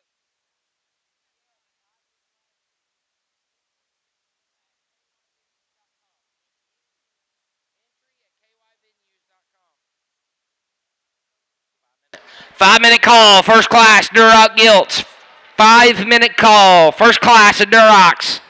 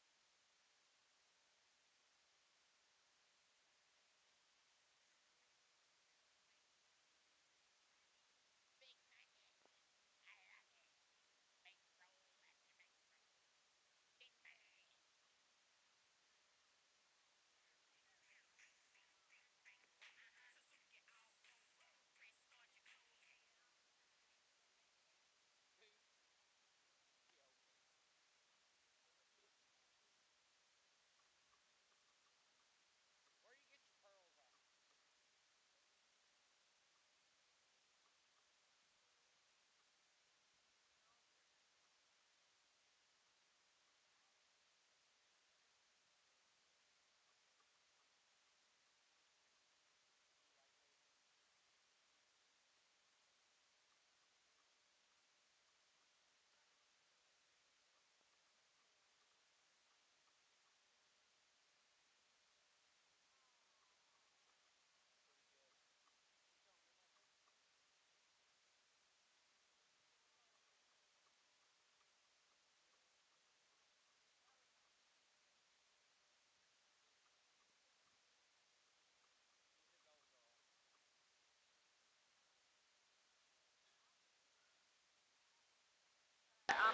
Final call, Class 1 Durocs. Final call, Class 1 Durocs. Bring those red pigs to the makeup ring.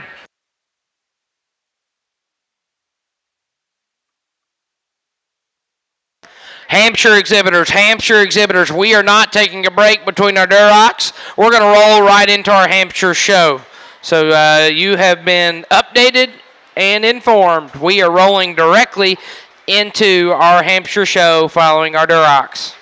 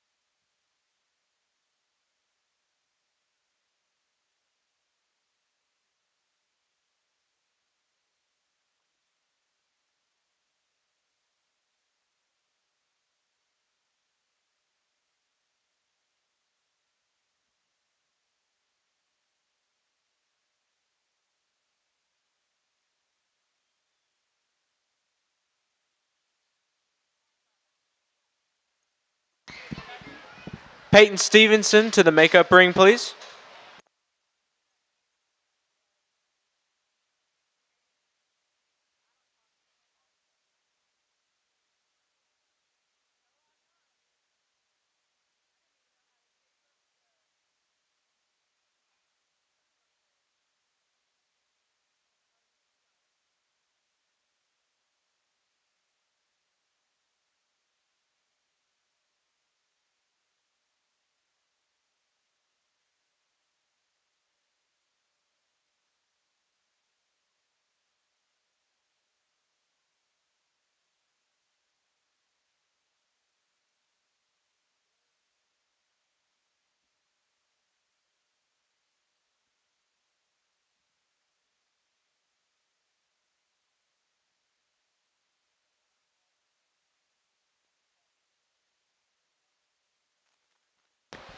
Final call, Peyton Stevenson, your class is entering the ring. Final call, Peyton Stevenson, your class is entering the ring.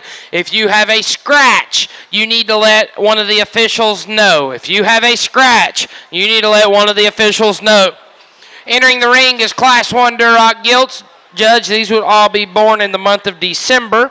We need Class 2. Class 2 Durocs, make your way to the makeup ring.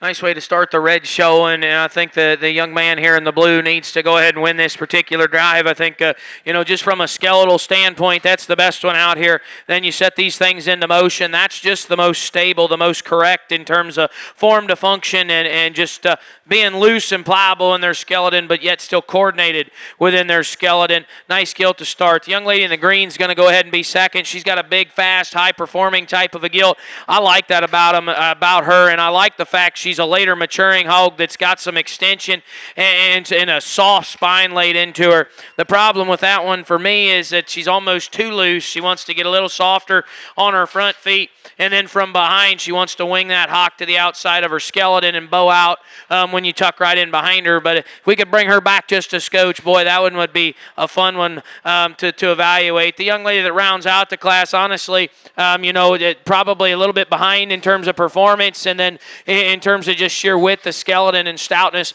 need to just make her quite a bit more amplified and opened up. But a nice way to start the Reds. Put your hands together for those 3 exhibitors. Placings in class number 1, Duroc. First in First Kentucky was Mitchell Webster. Second was Cameron Eldridge. Third, Kinsley Shannon. Congratulations.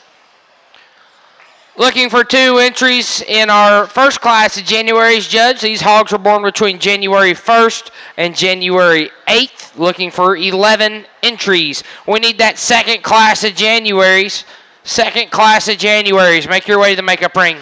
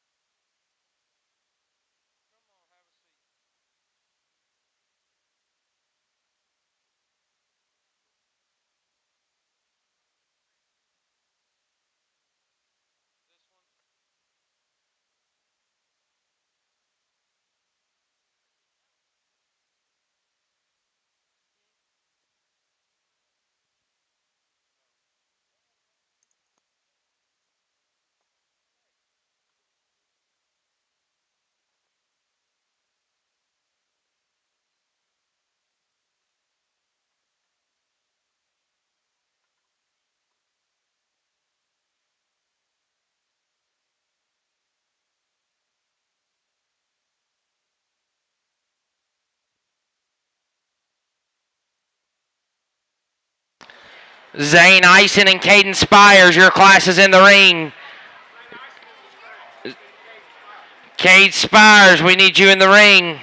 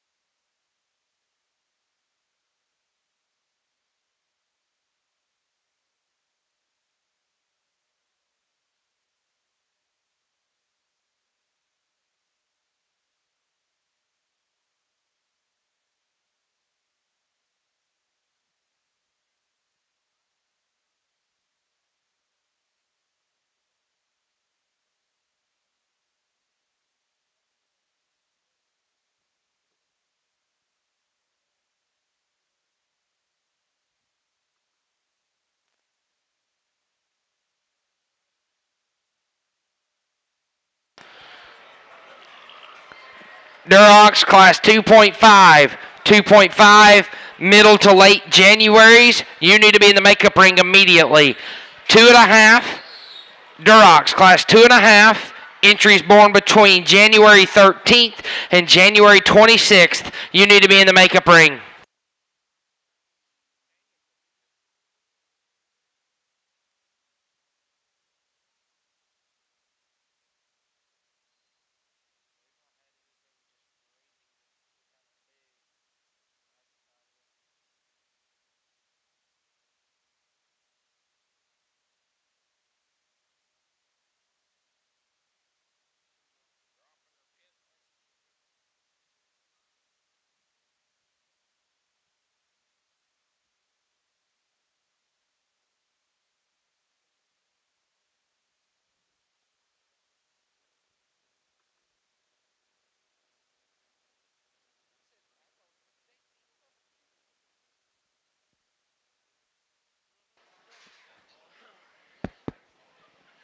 Nice class of reds, and I think very easily the young man in the middle in the blue when he's to win this class with the dark-colored gilt there on the far side. I think if anybody, honestly, there's no discussion. That thing smokes this class.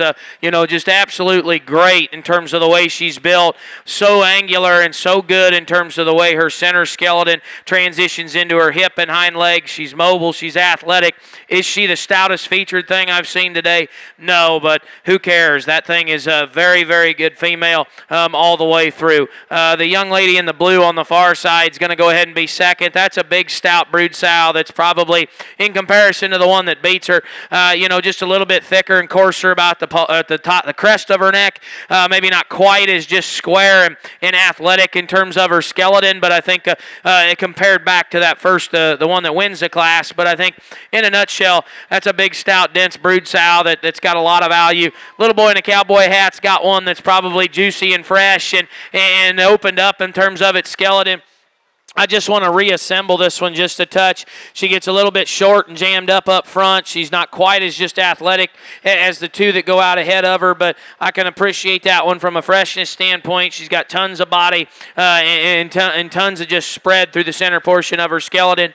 Little fella that comes out here in 4, I think probably has one that is just a little neater built than the gilt that goes out in 3rd, but at the same time, you study that one coming and going, there's not quite as much of her in comparison. So if you wanted to flip that pair, I probably wouldn't argue too much with you. The one coming out here in 5, I get it. For a lot of guys, she's probably 2 ribs too long. I guess for me, even who likes them longer bodied, she's probably a little long for me too. We could shorten her upper rib, and I think it'll help her coordinate her skeleton just a little bit different. Wants to soften up just a touch too much in terms of her spine, concave, and her knee, just a touch too much.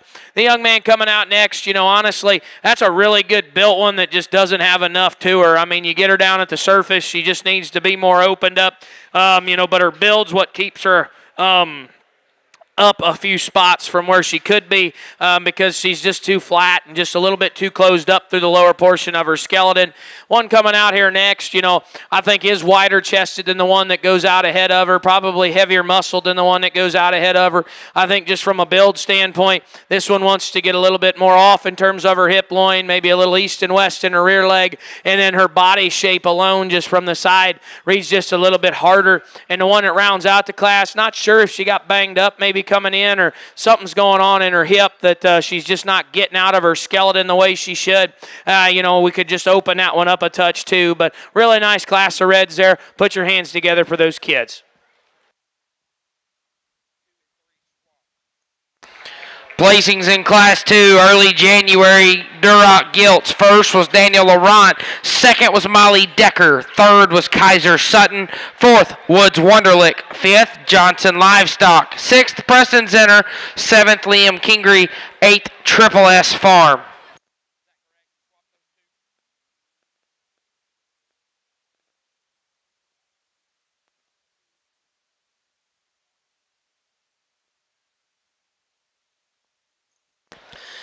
Entering the ring is Class 2.5. This would be mid to late January Duroc Gilts, Judge. These would be born between January 13th and January 26th.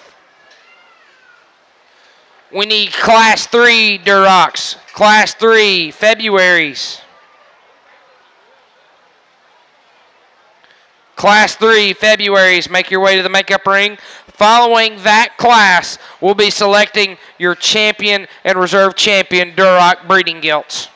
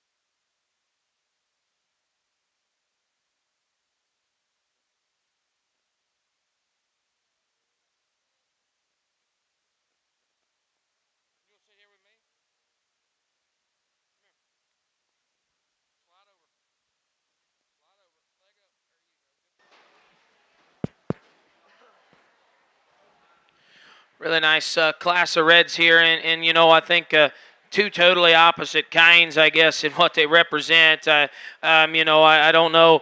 I mean, I know we're getting in some differences of ages here, you know, but also just their moderation, frame size difference, you know, take into account. One looks a little bit older, and one actually looks younger, so I guess I don't necessarily hate on her too much for that, but I think if you just get back to the surface and say, okay, where's the one that's opened up in terms of its chest?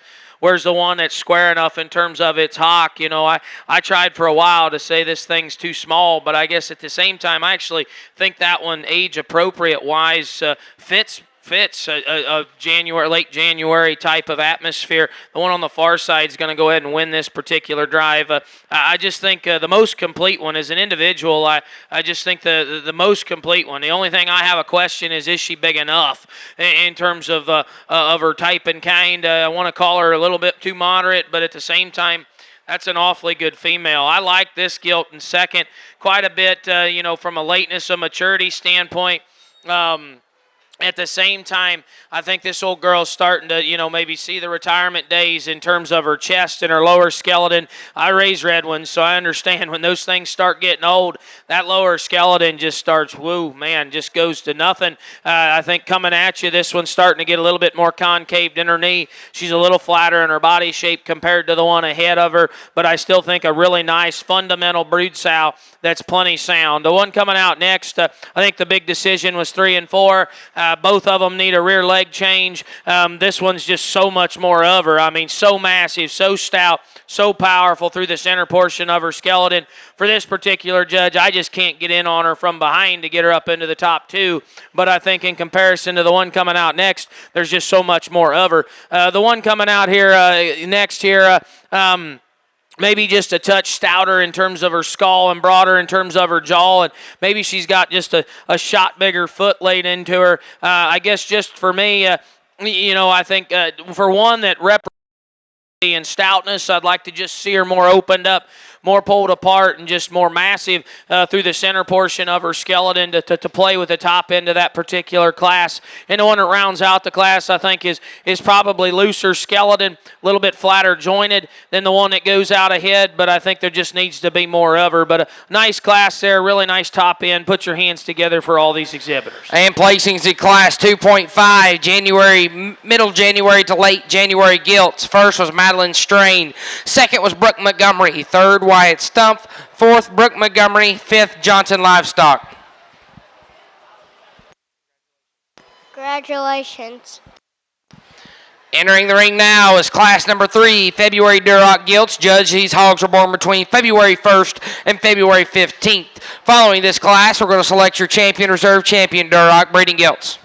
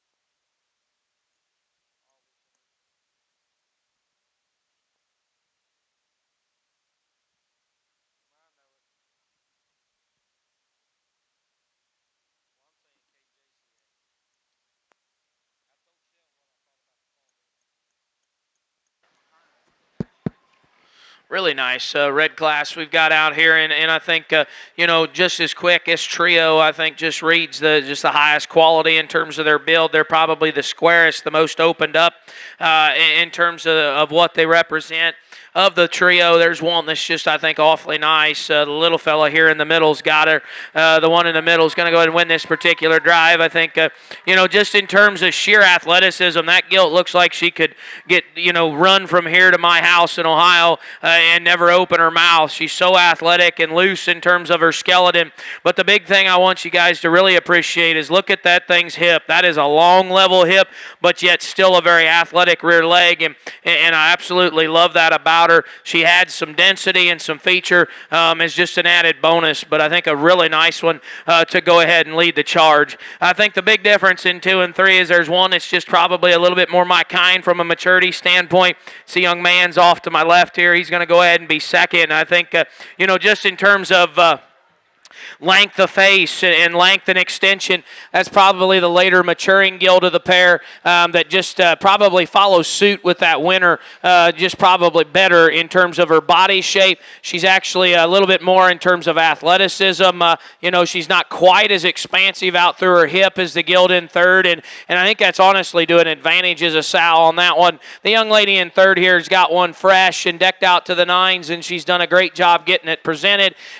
Just for this particular judge, that one reads a little shorter faced and a little quicker in terms of her maturity in comparison to the two ahead of her, but that's the best third place red gilt I've had out here today. That's a really nice one to be sitting down the line. The one here in four, I think you just step off to the side and you just say, yep, that's a brood sow, and then you get in behind her and come and get her coming right at you, and you know she can't be in the top trio, but you still have to appreciate the feminine feature and maternal value that one's got. Like I said in the crosses, make your females basic and then use those bores to just piece them out. That's still a very functional female. Little gal coming out here next has one that's a shapely, kind of a dense featured one. Needs a little bit more maternal body shape. We could clean her up in terms of the way she utilizes her hip loin to function. And as we get on down through here, hogs that just need to be opened up, amplified just a little bit at the ground. I don't need big, stout powerhouses. I just need stuff that's square enough skeleton and maternal enough in terms of their body shape and muscle patterns. But a really nice class there, really nice top trio. Put your hands together for all those kids. Placings in Class 3, February Durocs. First was Jeffers Family Show Pigs. Second was Evan Cotton. Third was Brooke Montgomery. Fourth, Wyatt Moore. Fifth, Tiffany Clapp. Sixth, Triple S. Seventh, Isla Schweitzer. Eighth, Triple S. Congratulations. Entering the ring now, we'll be selecting your champion reserve champion Duroc breeding gilts. In contention from your December class, Mitchell Webster. From your early Januaries, Daniel Laurent. From your mid to late Januaries, Madeline Strain. And from your Februaries, Jeffers Family Show Pigs.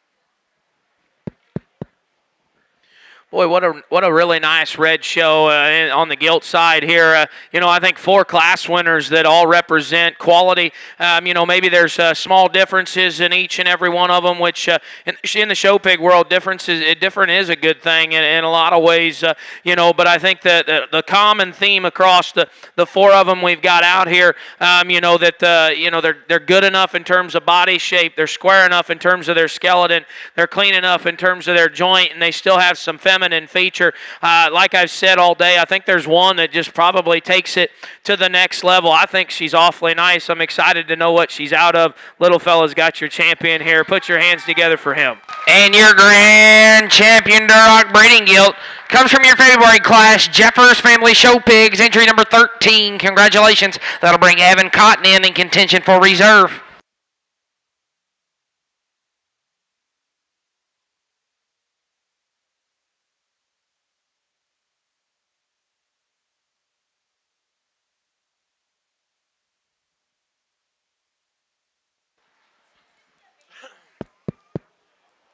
Bring that second out, and like I'd said in that particular class a minute ago, just that one fits my kind in terms of maturity pattern. I think she comes out here and immediately falls into contention.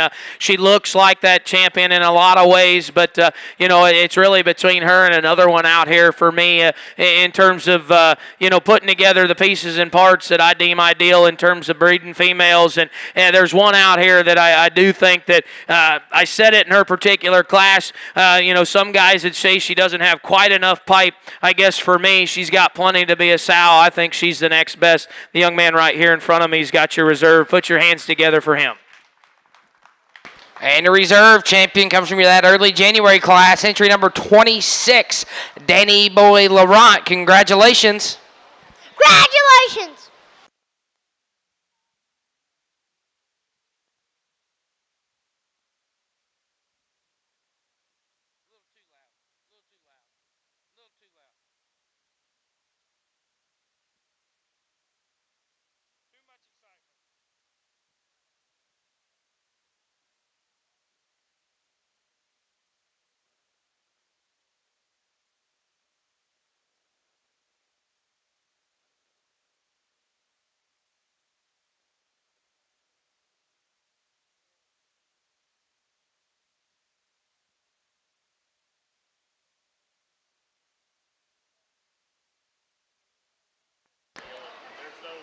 Jason, to update your sheet, entry number 48 is a scratch. Entry number 48 is a scratch.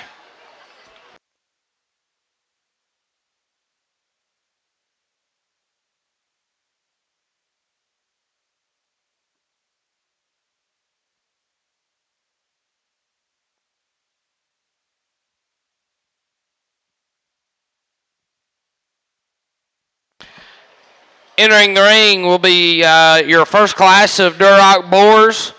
Judge, single entry, born January the 22nd. After this class, we need entry number 44, Brooke Montgomery, born February 15th, to be in the makeup ring.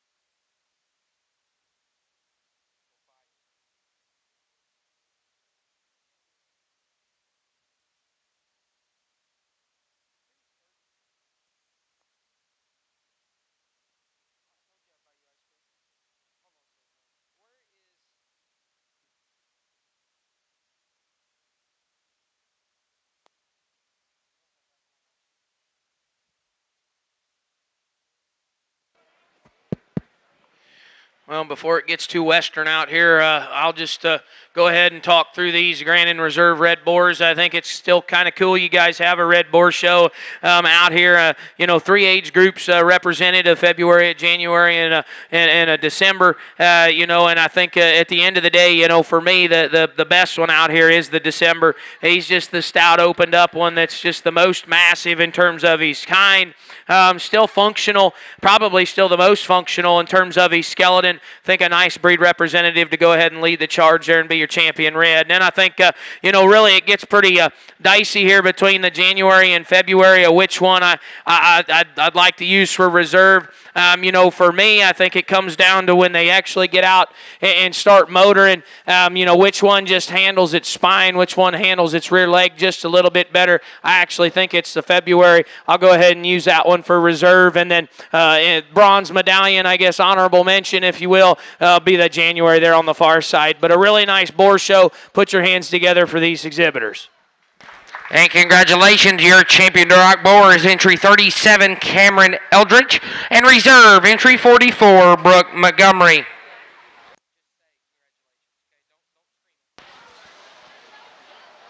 Congratulations.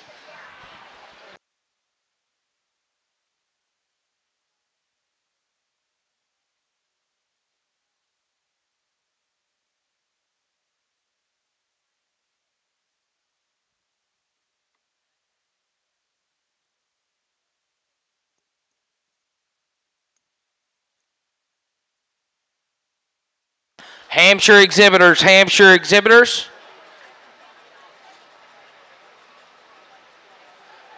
Please make your way to the makeup ring. Hampshire exhibitors.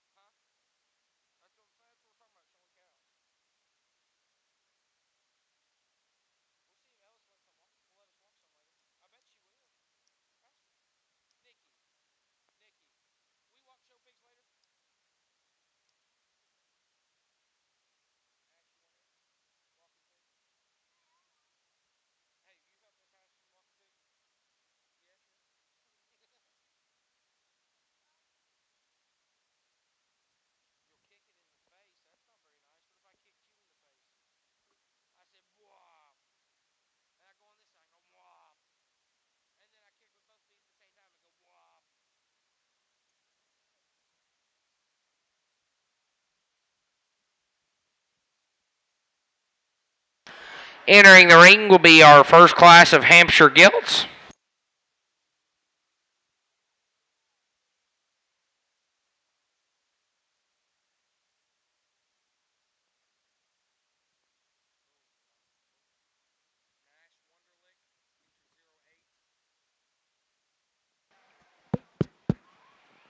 Two entries here, and I think the little fella in the blue needs to go ahead and win, and it's not just because she's the bigger gilt. It's, I think, just in terms of the way her skeleton functions, she's just the higher quality gilt.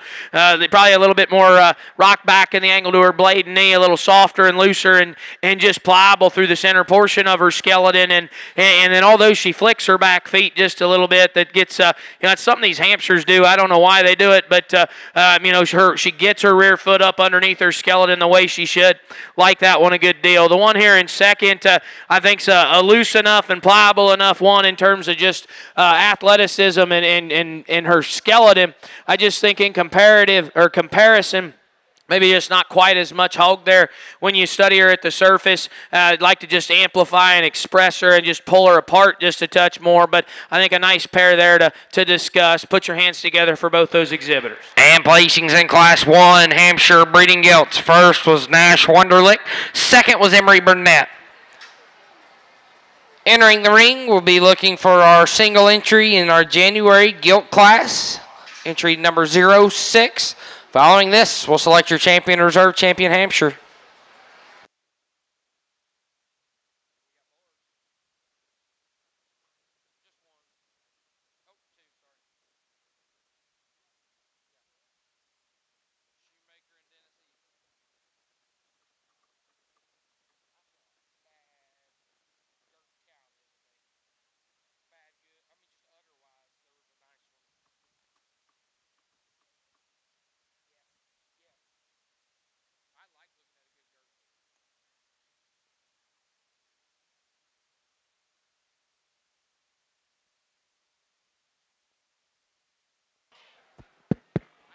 Well, real quick, we had a single entry there in the Januaries, and I just told him, I said, just drop out both class winners then, and we'll just get the champion drive over with. I think both these, I said earlier, the Hampshire breed is one that I don't know if I'll ever raise them because I think it takes a special type of person to love these Hampshires, but I'll tell you what, I do like to evaluate them, and I commend you breeders that are listening or sitting ringside for sticking with these Hampshires because they're on the up and out. I mean, they are getting really good and really fun to evaluate. I think both of these are just outstanding females and outstanding sows. There's a little bit of difference in one of them. One of them's a little bit better in terms of her chest. The other one's a little bit better in terms of her rear leg. Which one combines it with more density and maybe just looseness of skeleton? I actually think it's your senior entry or single entry. She'll go ahead and be your champion. And your champion Hampshire gilt is entry 06, Oliver Gripsover. Now, obviously, that leaves me with this one. I just wanted to talk through that one. She'll be your reserve, and I think a really high impact, high performing type of a female that's got a lot of value. Nuts and bolts, honestly, the difference between them. This one's maybe not quite as just athletic in the posture of her rear leg as the gilt that goes out, maybe for her size, maybe not quite as much density at the surface as the gilt that goes out, but that's a whale of a good pair. Put your hands together for all three Hampshire exhibitors for bringing out these three gilts. And reserve goes to Mr. Nash Wonderlick. Congratulations. Let's bring both those Hampshire boars into the makeup ring.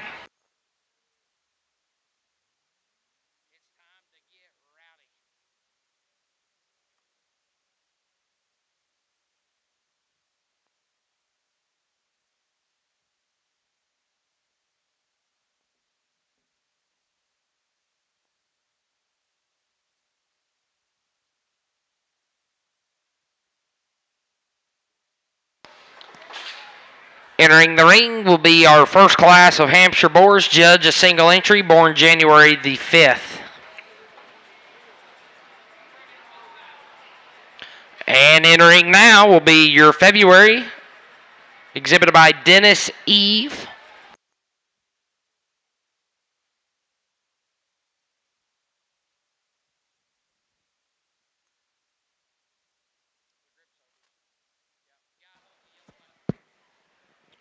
Really nice pair of Hampshire boars here, and you know, I think at the end of the day, the young lady on the far side needs to be your champion. The young lady here needs to be your reserve. I think really what it basically boils down to me is just comfort level. The boar that wins, the drive, I think's got enough in terms of masculinity, stoutness, and mass for his particular age, and he's just a lot more comfortable out here in terms of his skeleton. The young lady's got one that's maybe you know, got a shot more you know, feature in terms of foot size at the surface. I don't know if he got bummed up coming off the trailer or whatnot, but he's you know, having a tough time getting around there off of his rear skeleton. But really nice pair of boars there. Put your hands together for these people.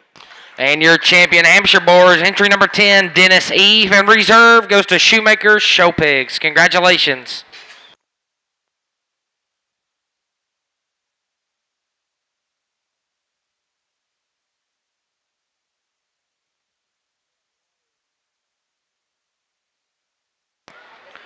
Well, folks, that will conclude our hog shows for today.